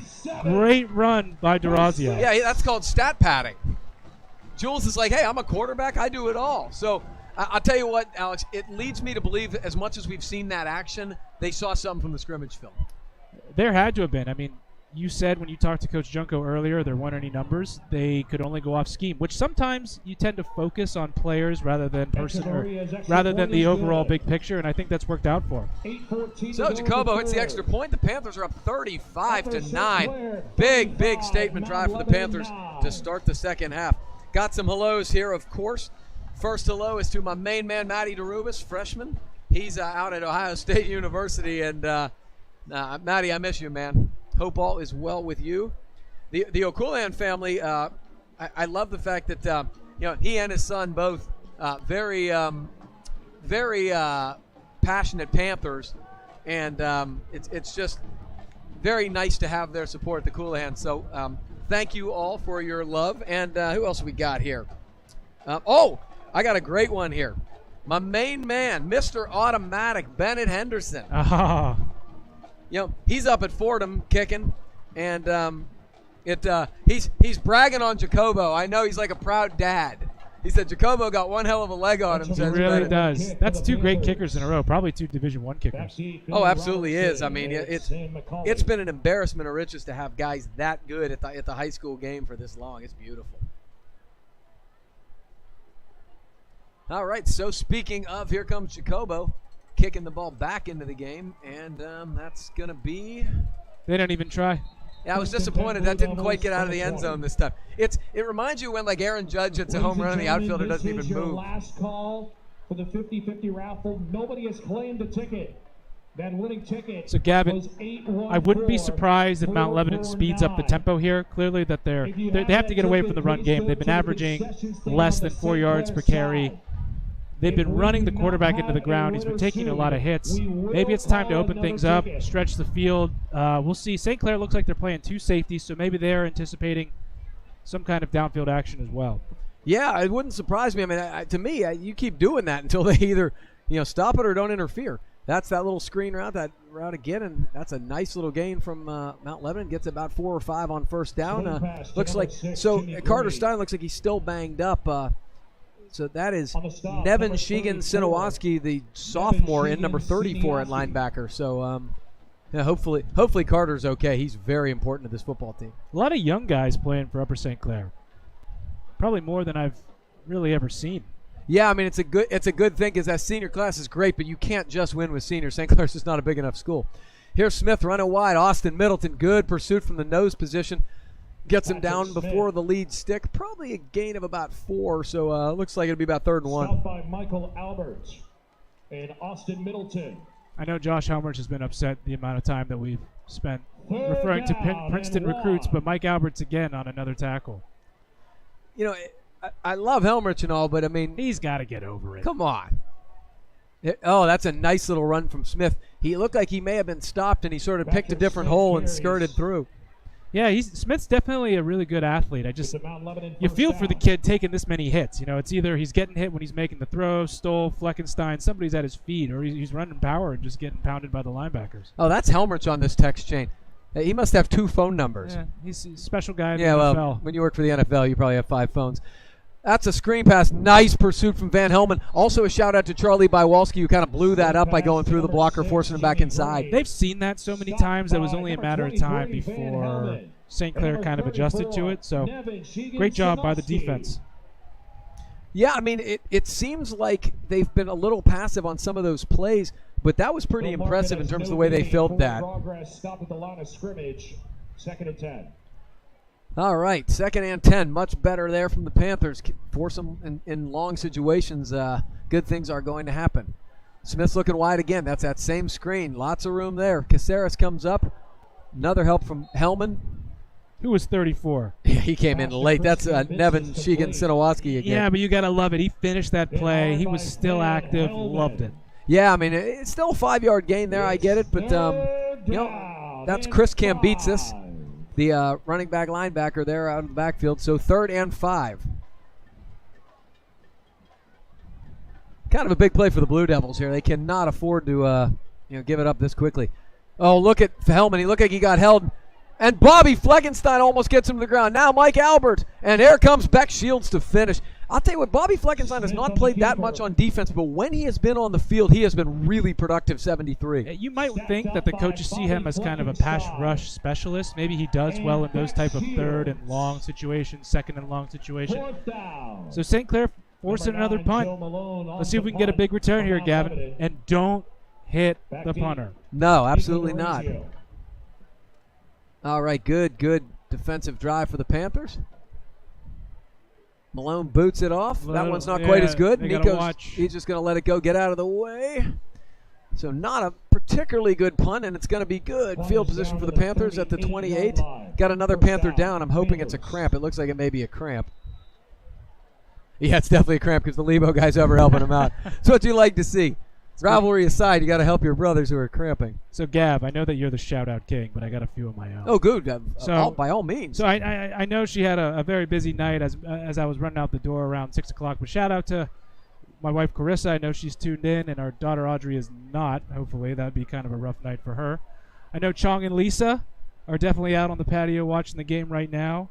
You mentioned young Oz up in Boston, and then Tim Kikta, his wife Caroline, their daughter Evie, and Matt Kikta, his wife Brittany, and their daughter Hallie are all watching. Very nice. I love it. My man Mike McKenzie, golf team with me, class of 95. His son Connor is the absolute stud on the golf team right now. He's been the medalist, I think, in every match they've had so far. So, Mikey, I appreciate you. Always loves the broadcast and always a big supporter. He and his wife Kristen, I've known them both forever. I'll tell you what, it is cool to see the response whenever you post that out. So many alums and people who are involved in the program getting excited to watch it. It's cool. It's been a great idea. I'm super biased. We know this, okay? But I mean, look, my basketball family's been, outside of my immediate family, the best thing in my life. So, yes, I'm proud of this whole thing, and I think it's amazing. Okay, here comes Corey. Bounces off his own lineman and gets about 10. I'll tell you what, Alex, this is what I'm going to look for on this drive. You saw huge holes there. I mean, Brock Gillespie had a guy basically on the ground in the backfield. Is Mount Lebanon getting a little frustrated, tired, whatever? Yes.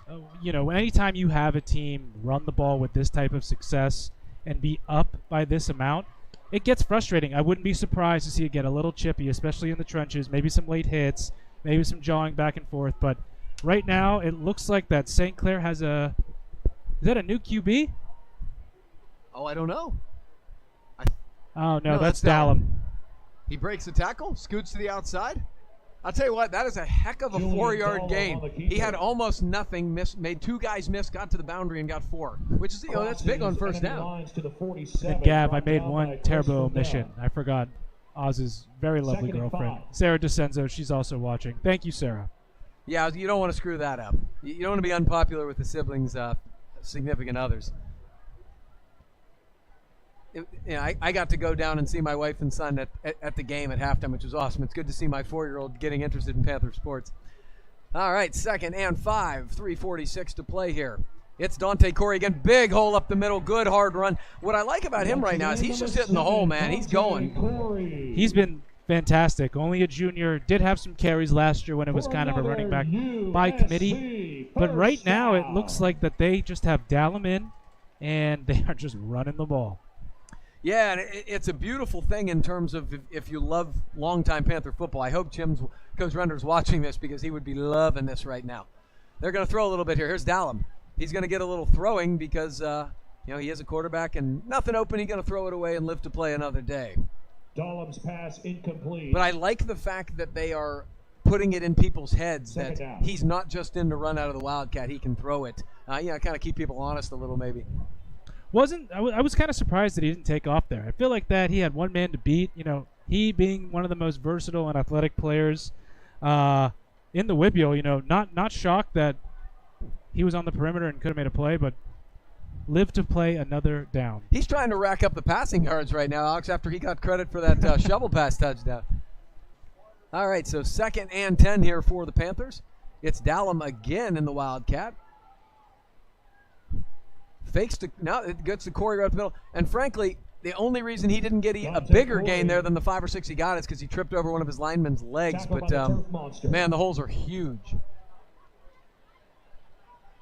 This is beautiful to watch, Alex, because this is what I had sort of hoped from this Panther team with the line they had coming back. To be able to impose your will on teams in these situations is beautiful. Especially a 6A team. And, this has chewed up the entire quarter. This has been straight downhill. Nothing's been cute or anything like that. It's been, we're going to run ISO and we're going to run it right at you. Yeah, I love that. All right, so 3rd and 5. They fake to Corey. Here comes Dallum. Oh, he spun off him. There he goes. Can he get to the corner? He's got him. Easy business. 33 yards. Julian Dallum. The fake, the counter, and the touchdown. And the Panthers are rolling, Alex. He's been, he might have over 100 yards at this point. He's been extremely impressive. I have to run over and check with Mitch Fawcett and the stat team. But yeah, that was a drive, Gavin. Jim Render would be thrilled with that drive. Yeah, at the end of the day, these are the demoralizing drives. And when you have playmakers, and let's not kid ourselves, Julian Dallum is the playmaker.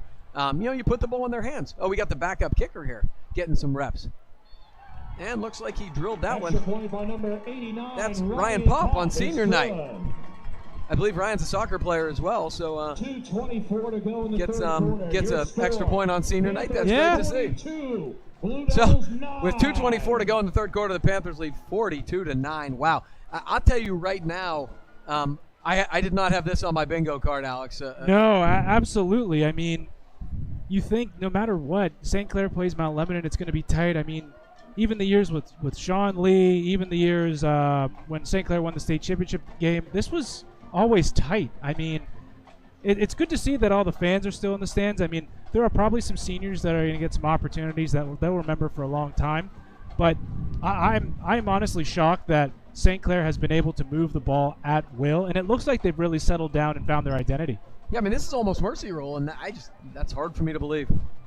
Oh, I got a great shout out here from my main man Terry Lewis. I haven't heard from my man T. Lewis in a long time. My former colleague at Thorpe Reed at Armstrong, now senior counsel at UPMC. T, great to hear from you, buddy.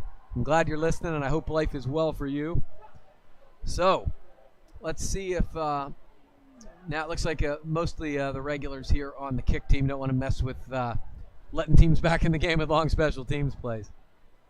Too early for that. Yeah, you got to wonder. It's still the third quarter. What kind of personnel is Mount Lebanon going to be throwing out? I know this is their first game under a new coaching staff. It's tough. These kids have had 3 coaches in the past 3 years. Let's see what happens. Definitely one of the most entertaining parts of the game so far has been Jacobo kicking off. Again, he mishits it and gets it across the goal line. And That's insane. I don't think he's had a returnable kick this entire night. Well, the one they squibbed short, the first one of the game, and then apparently they went away from that strategy. I will say this, because we've talked about this multiple times, having that weapon to basically just totally take out and neutralize a return game is incredibly important, because there's some really great, your Ryan Petruses of the world, really great returners in this league. So that's just a beautiful weapon. All right, so let's see what the Blue Devils have to offer here. Smith's still in the game at the quarterback position. He's looking to throw. He's chucking it down the field into double coverage. Oh boy, Shirelli. And we got another flag. It looked like Johnny DeSora had reasonable good coverage, but did he yank him a little bit on There may have been a jersey grab there. I'm not really sure where it occurred. Ref must have seen something. I thought it was good. Like I said, they've been fighting downfield all night. Both receiver, DB, both sides of the ball. It's tough. I'm just shocked. Oh, we got a replay here. Let's see. Boy, there did not look like much, and that was a pretty good angle. Ladies and gentlemen, we have drawn a new I'm a total homer. I understand that, but there didn't look like much. That was pretty good coverage from Gianni. No, and we usually see it in real time. I mean, with the jerseys today, it's tough to hide it. Yeah, black, all white particularly. So, okay, another first down. And again, I'm surprised they don't go down the field a lot, because it's been successful. Here's the center screen. And they got a good gain here. That's going to get about 11 or 12 there. Number 15, Chris Cambeats I think they set that up really well. That turned out to be a really nice play for the Blue Devils. Ladies and gentlemen, here is the 50-50 Gab, did you play the 50-50? I did not play the 50-50. But somebody is a big crowd. Somebody could win big. All right. So Blue Devils almost in Panther territory here. They're looking to that wide screen again. Here comes Smith's going to go. He cuts it upfield. He's going to get another first down, and Blue Devils are moving upfield. Again, I still think the Panther defense, I would just say, has kind of been okay so far. Yeah, and I think they were playing a lot of the second team, especially to start this drive. However, I think they've said enough's enough, and I just saw Nate Stoll run back into the game. That may have been his decision. Yeah, I can't deal with that. All right, so 1st and 10 on the 42. And then Stoll gets in and immediately jumps off sides. He was so fired up to get back in and make a difference that he jumped there. All right, so see if the Panthers can't get another turnover here. That's been part of the story here, but the other part of the story has been a real dominant performance from the offensive line of the Panthers. Let's see if the defense can get a little stout here and hold. 1st and 5 for the Blue Devils. Smith is back. Another screen. Cambeats again. Gets to the corner. He's got about 12 or 13 inside the Panther 25. Another first down for the Blue Devils. Well-designed play, especially towards Stoll. Anytime you can play a pass rush like he has in his arsenal against the defense, it's going to work. I mean, obviously you have the back-end guys who can make a play, but that was well-designed. Yeah, absolutely was. Like I said, I've liked the way their offense has operated on average. Smith throwing up the middle. Nice catch. That was a little behind him. Did a nice job turning back for that football. Going to be a gain of 9 on first down, but really nice concentration. That was the back out of the backfield. That was Sam McCauley. Yeah, that was a really nice catch. That was kind of one of those Hines Ward routes where, he didn't have any ACL, so he couldn't make exactly the squarest in cut, so he'd kind of round it off the hash. And nice catch, too, off the body behind him. All right, so another first down for the Blue Devils. They are driving here. This is Smith again, looking to run. Not much there. Brock Gillespie really stout at the point of attack there. Beck Shields, number 9, came in to help seal that line, and good stuff from the Panthers there. Not much of a gain at all. Brought down by the entire defensive line. You just have to wonder if, as the third quarter ends, kind of the feeling on Mount Lebanon's sideline, it's obviously tough. No matter what level you play, anytime there's coaching turnover, it just makes things so difficult. There's no synergy, there's no familiarity, and each coach is going to bring in, unless it's an internal hire, a brand new offense, brand new defense, brand new staff members. The coaches have to learn the kids and vice versa. So maybe this is the chance for Mount Lebanon to kind of test out their offense. Yeah, absolutely. I mean, frankly, I don't think I know they only have 9 points. I don't feel. Oh, it looks like we've got a report from our sideline reporter. I think Emily is down there. Let's send it down to the sideline.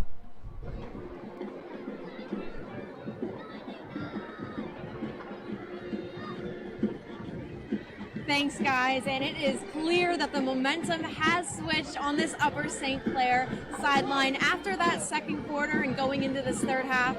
I spoke to their head coach, Mike Junko, going into the half, and he said that momentum switched when their quarterback, Ethan Hillman, settled in. He said that there were some early on nerves, some missed pass opportunities, but once he settled in, he said his offense locked in. He said going into this second half, he wants his defense to be off of the field. He says that his goal is to just not see his defense on the field, and I would say he's doing a pretty good job of that as they are up by 42 right now. Back to you guys. Thank you, Lily. I appreciate that. Yeah, I mean, it's exactly what you talked about, Alex. He just needed to settle into the football game. All right, so it's that wide pass again. Nice job in support there. That's Gianni DeSora, Agent Zero, the senior, coming up, making the tackle at the point of attack. Brought down the line by number That's a great 0, play because honestly it just comes down to DeSora. one-on-one in the open field. Great tackle in the open field by DeSora. That brings up. Yeah, Gianni's a competitive kid, good hooper, member of our Whitfield team last year. Good to see him. And shout out to his sister, Natalie, who just committed to Wake Forest for soccer this week. All right, third down here. Smith is back to throw. He has that flat route again out to the right. Oh, it's dropped. It was Kambitsis again. I don't think he was going to get the first down because DeRazio was there, but he had a chance to get a lot of that yardage there and get him a more manageable fort. And when you're down by 33 points, everything really becomes four-down territory, especially when you're in the red zone. So that would have been a big help to Mount Lebanon, especially because they still can get a first down. We'll see what happens. Man, Bethel Park is taking Seneca Valley to the woodshed, 36-7. That's going to be a slobber knocker when the Blackhawks come to town. All right, fourth down here. Smith looking to throw. He's got an out route. It's Shirelli again. He's just so big and strong that he just sort of sealed him. And, I mean, it was good coverage from Charlie, but he just couldn't get around him. And I don't know who's down in the end zone, but it looks like a cramp, so hopefully nothing too serious. But he was running free on a seam route. Hopefully we can see the number here in a minute. So, like I mentioned before, Patrick Smith, he's a junior linebacker. Obviously still new to the quarterback position, especially at the 6A level. He'll learn Coach Perry's offense, and as he kind of grows into this position, he'll make those throws and find those reads, but week 0 is tough. Yeah, it is. First and goal from the 5. Here's Smith rolling out. Fleckenstein chasing. Can Fleck get him? He couldn't. Smith's going to walk it in. Yeah, I'll tell you what, he's a 3-sport athlete, basketball, baseball, football, very athletic. Heard he's just a fabulous kid from the basketball coaches, and he certainly fits the mold in terms of an athlete. Yeah, I mean, at 6'3", 220, to be able to outrun a DB like that, that's very impressive. So the Blue Devils back on the scoreboard, and that's going to make it 42-15 with extra point pending.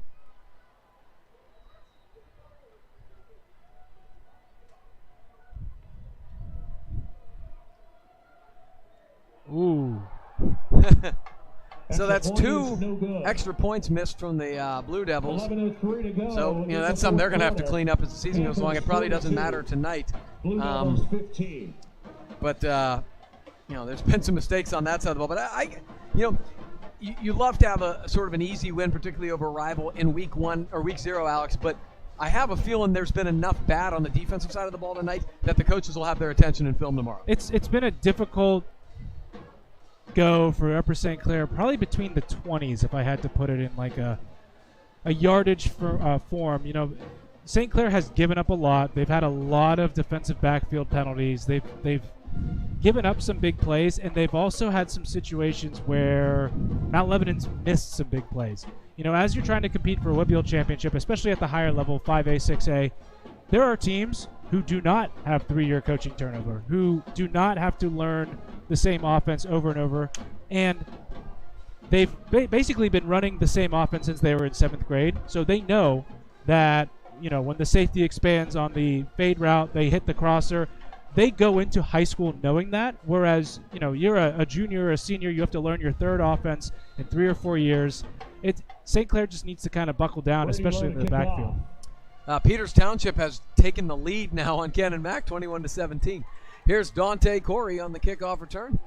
Gets to the outside, spins, and easily the best field position of the day for the Blue Devils. They kicked it deeper there, and St. Clair only got to the 24-yard line, so much better stuff from Mount Lebanon on the kick game.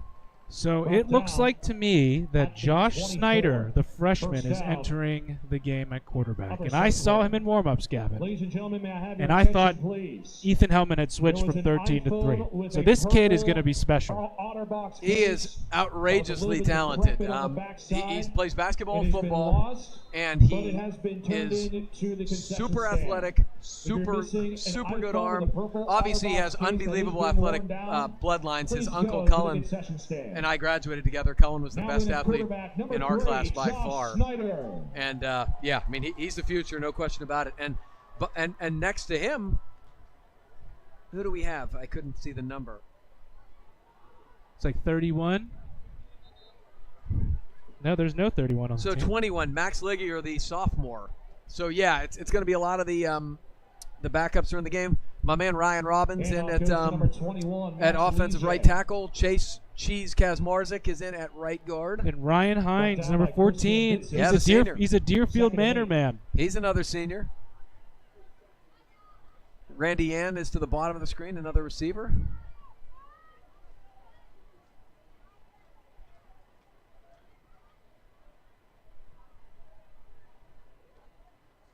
All right, here comes Josh Snyder to the outside. He's going to run it. He's going to keep it. Nice cut up.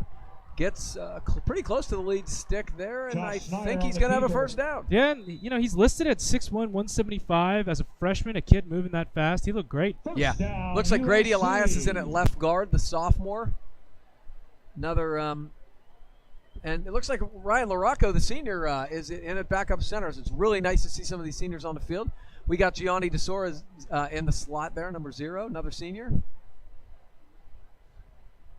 And the clock is rolling. Panthers lead 42-15, 9:48 to go in this football game. Yeah, this is great reps for him. I mean, to be a freshman and to be the number 2 guy, getting these meaningful reps against a rival 6A team, the stands still look pretty packed. So he's definitely getting the experience. I mean, obviously it's a 27-point game, but this is something that they can build upon.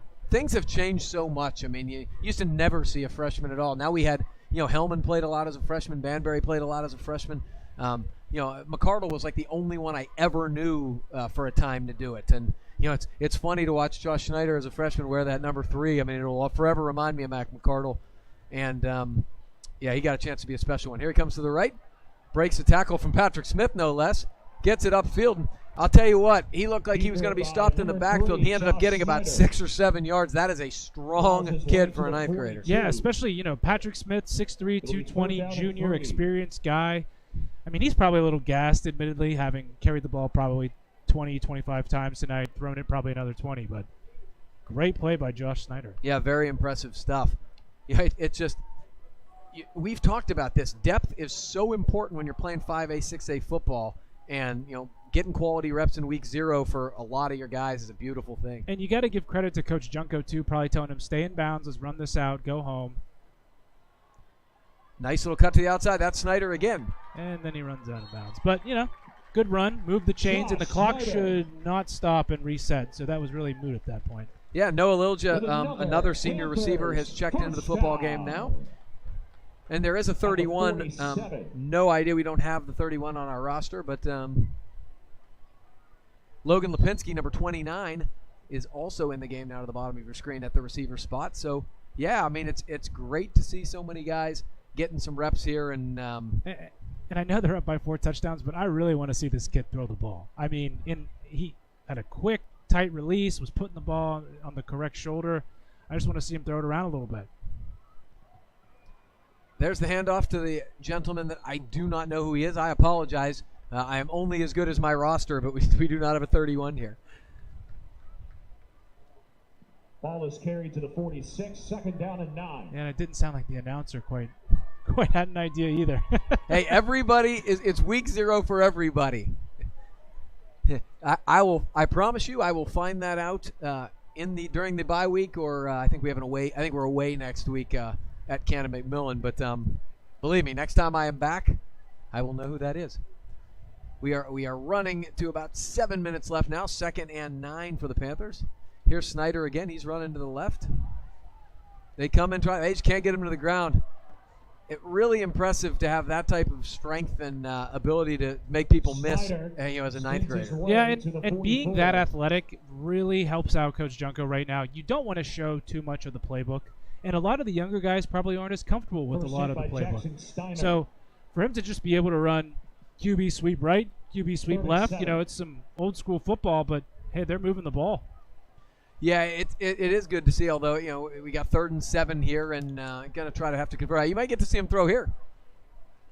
He is going. He's looking downfield. He throws it, and it is intercepted. I don't think he saw the linebacker there. Nice tackle by Ryan Hines, but the interception is made by Grayson Beck, who's been really tough in the linebacker spot tonight. And, again, it was 3rd down, not a big deal, but not what you want to see on your first pass. No, tough deal. I will tell you this.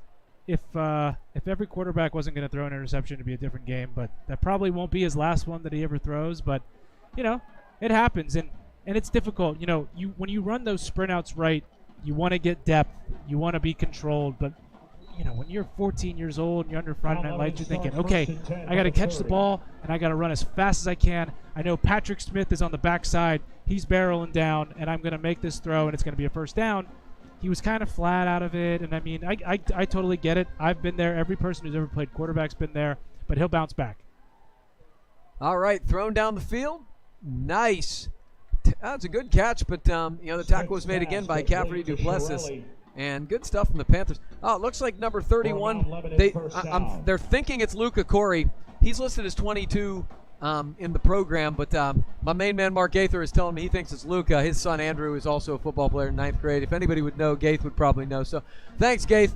I'll take your word for it. I hope it is Luca. Great kid. Quarterback number 10, Brady Wagner.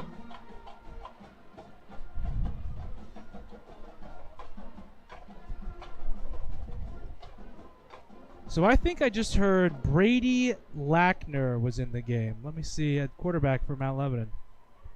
Yeah, I think that's right. They're going to run it now here up the middle. Gets a pretty good game. Grady Elias at the line of scrimmage making the tackle. Powers his way to the 49. Time is moving here, and I'm sure the Panthers, regardless of whether they're subbing, I don't think they want to give up any more points, only because you want that score to look as ugly as you can against your rival. But got a couple of second-team linemen in here. There's Big Cheese at the nose position. Big Ryan Robbins, the sophomore, number 78 on the left side. And so, Gavin, I misspoke earlier. Brady Wagner. Wagner. Sophomore, number 10 for Mount Lebanon is currently in. I thought it was a relative of the great CMU coach Rich Lackner, but doesn't seem to be the case. Nope. So they got about 6 or so there. They're pushing back from behind. Mount Lebanon still has a lot of their regulars in the game here. Sam McCauley is still at the back position, although they did sub at the quarterback spot. It sort of figures. I mean, they when you are getting smacked a little bit, like, you got a little more to work on. And so, I do think their offense has been pretty good tonight, but they're going to take every rep they can take, a live rep. Yeah, and just putting it together. I mean, obviously it'll be a tough week of practice, but Mount Lebanon has a great program. They'll bounce back. All right, this is another back, number 20, getting to the outside. Pretty good job by DeSora making him check off his route here. That's Liam DeLuca, the sophomore. And pretty good stuff from Gianni. I think he stopped him short of the lead stick, so it's probably going to be about 3rd and, let's say, 2. And now, if you're St. Clair, none of your guys are in there right now. You got to get all the starters out. You're moved on at this point. With 4 minutes left, Mount Lebanon has their second team in. You just got to get out of here healthy. They're going to throw. Oh, a nice little pass. That's number 33 for the Blue Devils there, and that is Maxton Siegel, the sophomore, and they're going to move the sticks again. So, they're running the same sort of offensive concepts that are giving the Panthers little problems, and that was a nice little slant for a first down. First down, Mount Lebo.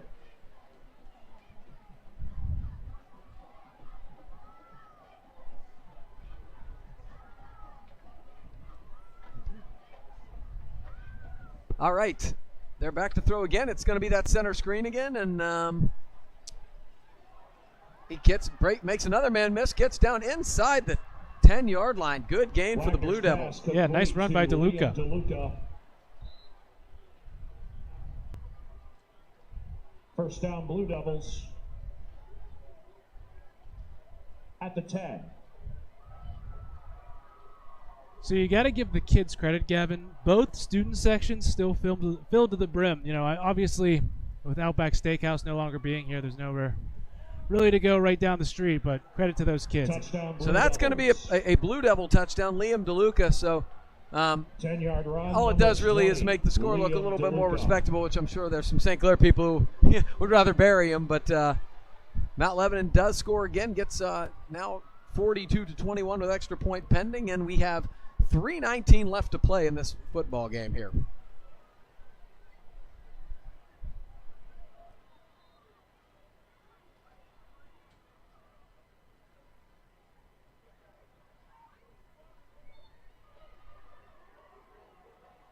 Bernie Lowe's extra point is good. All right, so 3:19 to go in the fourth quarter. be interesting to see here. I'm assuming Panthers 42, it will be some of the Blue second Devils team 22. offense again for the Panthers, but hopefully they can, at the very least, possess the ball and sort of see this game out. Yeah, and this is big for Josh Snyder. You know, obviously, tough play to end the Fans drive, but following the alma he mater did are have a proud very of Upper successful, St. Clair sustained marching drive. band drum He line took care of the playing ball. He made some post-game great runs. performance outside the Young arts kid, entrance. going to be fine. Just has to Stop bounce back by this and next feel drive. free to join in on the So as we sort of celebration. wind down here, Alex, what are your takeaways? Do you have any general takeaways here? You know, and they can be certainly for the Panthers, obviously, also for the Blue Devils. What do you think we can sort of extrapolate from what we've seen tonight? Well, I think our keys to the game were completely accurate, or rather your keys to the game, Gavin. St. Clair controlled both lines of scrimmage. I mean, on defense, yes, they did have some gash plays, bend don't break, but at the end of the day, they didn't really give the ball up and allow them to score touchdowns. You know, it's important to count by 6s and 7s and not 3s. And then the run game for St. Clair, Dante Corey was outstanding. And then obviously Julian Dallum really stepped up at the Wildcat QB position as well as some trickery plays. But, ooh, that's a tough kick. How did that stop? Here comes Gianni DeSora. Here he goes, number 0. Boy, he did a great job there. I think he assumed the ball would go out of bounds. It didn't, but he is such an athletic kid, and he had good change of direction there. Got all the way out to almost the 35, 36-yard line. Yeah, great composure by him. You know, obviously I think everyone in the stadium thought that ball was going out of bounds, but He's taken down great job by inside the Gianni to 40, pick it up and first make something down happen. for the Panthers. So, oh no, he got all the way out to the 38. I apologize. So, the Panthers, looks like it will be Josh Snyder again here. I do want to give a shout-out once again to our sponsors before we sign off. I don't have to give you the whole plug, but Stalwart Insurance Agency, Victorian Finance, thank you again for your sponsorship of St. Clair football. We really appreciate you. All right, so we've got Snyder and what we believe to be Luca Corey in the backfield, 2 ninth graders.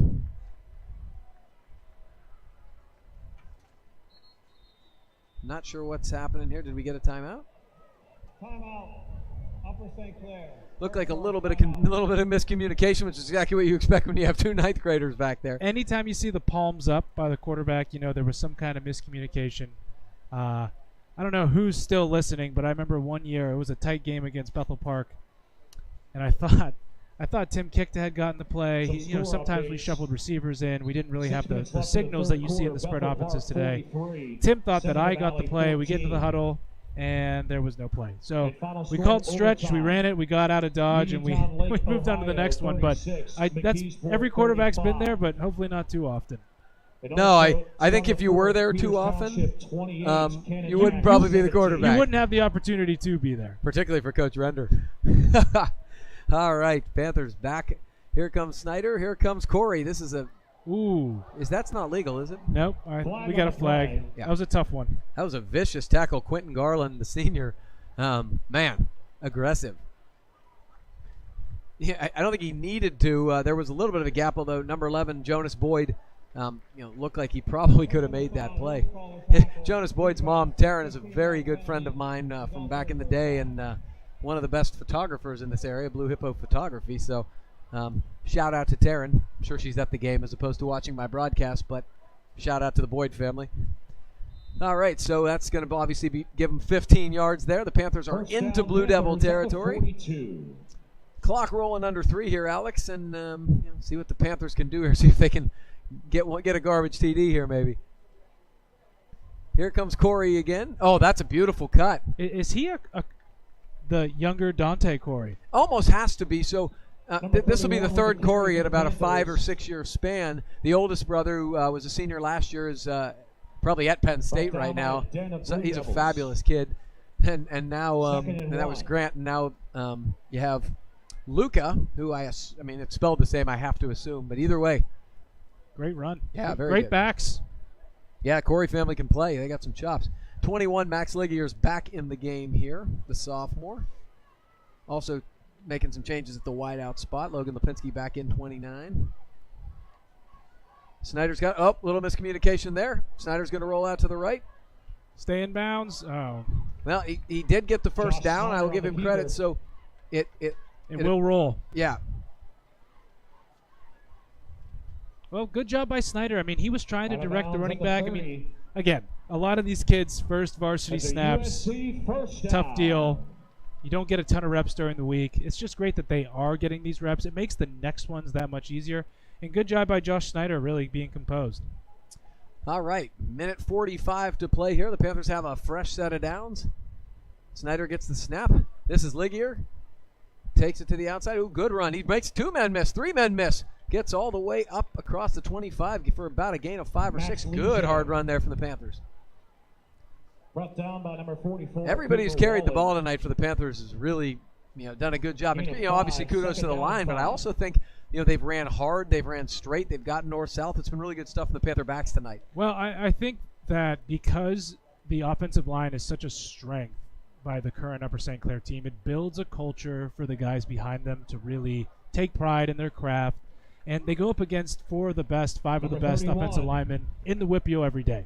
So when they're doing drills, they get to see the example. And so that's going to trickle down to the second team, to the third team, to those younger guys to have a good example.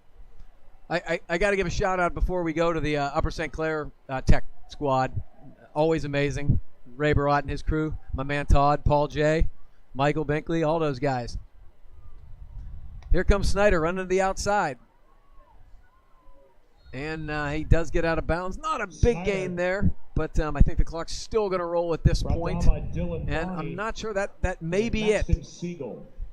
Yep, it's under the play clock. This is going to be the game. So St. Clair is rolling out of here with a 20-point win in week 0. Yeah, there's nothing more beautiful than, leaving with a comfortable, convincing win over that school down to the north, down Route 19. And there's going to be some big smiles in the handshake line right now for your Panthers. But the final score, your Panthers move to 1-0 with a convincing 42-22 win over the Mount Lebanon Blue Devils on senior night. Alex, what are your thoughts? How do we put a capper on this baby? I think if St. Clair has found their identity. They have a lot of playmakers. They're going to run the ball. And there's a lot of misdirection in this offense, especially in the run game. Anytime you put an athlete like Julian Dallum at quarterback and you feel comfortable with him throwing the ball or running it, I mean, that's difficult for any defense to defend. Ethan Hellman, as our sideline reporter discussed, really settled in the second half, led a lot of great drives. He's going to be one of the better quarterbacks in the WIPIO on experience alone. Talent, he has that too. So it's kind of a situation where you get those first night jitters out. I mean, how long have you been waiting for this moment? He's started so many games, and I know I'm biased to the quarterback, but I think the offense really goes through him. And how far can this team go? It's going to be on him. Obviously, there are going to be days where you're not going to be able to run for 250, 300 yards like St. Clair did tonight. And he's going to have to carry that team on his shoulders with his arm. And I think he's more than capable of doing that. He's made great decisions over his career. So I'm really excited to see how he does this season. And, defensive side of the ball, front seven was excellent, but I thought, there was some struggling in the secondary, definitely some flags that probably need to be cleaned up, a couple big plays. I'm guessing that'll be a focal point probably this week. Absolutely. Yeah, and anytime, Coach Donati talked about it, they were going to try to press the receivers. They were playing up close to the line. They knew that they had really one key receiver that they were going to go to. So it'll be different next week. It'll be different in the coming 8 weeks after that. But we'll see what happens in the fans is storming the field. Well, it looks like there's going to be a big celebration. We'll let them take it from there. I think Lily's probably going to get down there to do a little Lily's going to be down there doing an interview in a little bit. But this is what, to me, what high school football is all about. Celebrating with your buddies, the pageantry, seeing all of this, this energy and emotion when you whoop your rival down, and it's a beautiful thing to see from a biased Panther guy. I love the fact that they're all going to have a beautiful night. Remember this for a long time. I mean, my wife wanted to look at houses in Mount Lebanon. Obviously, we did, but at the end of the day, we ended up back here. So it runs deep. I know my dad went through the same thing when they were looking for a house in the South Hills. And let's see if security can kind of keep this under control.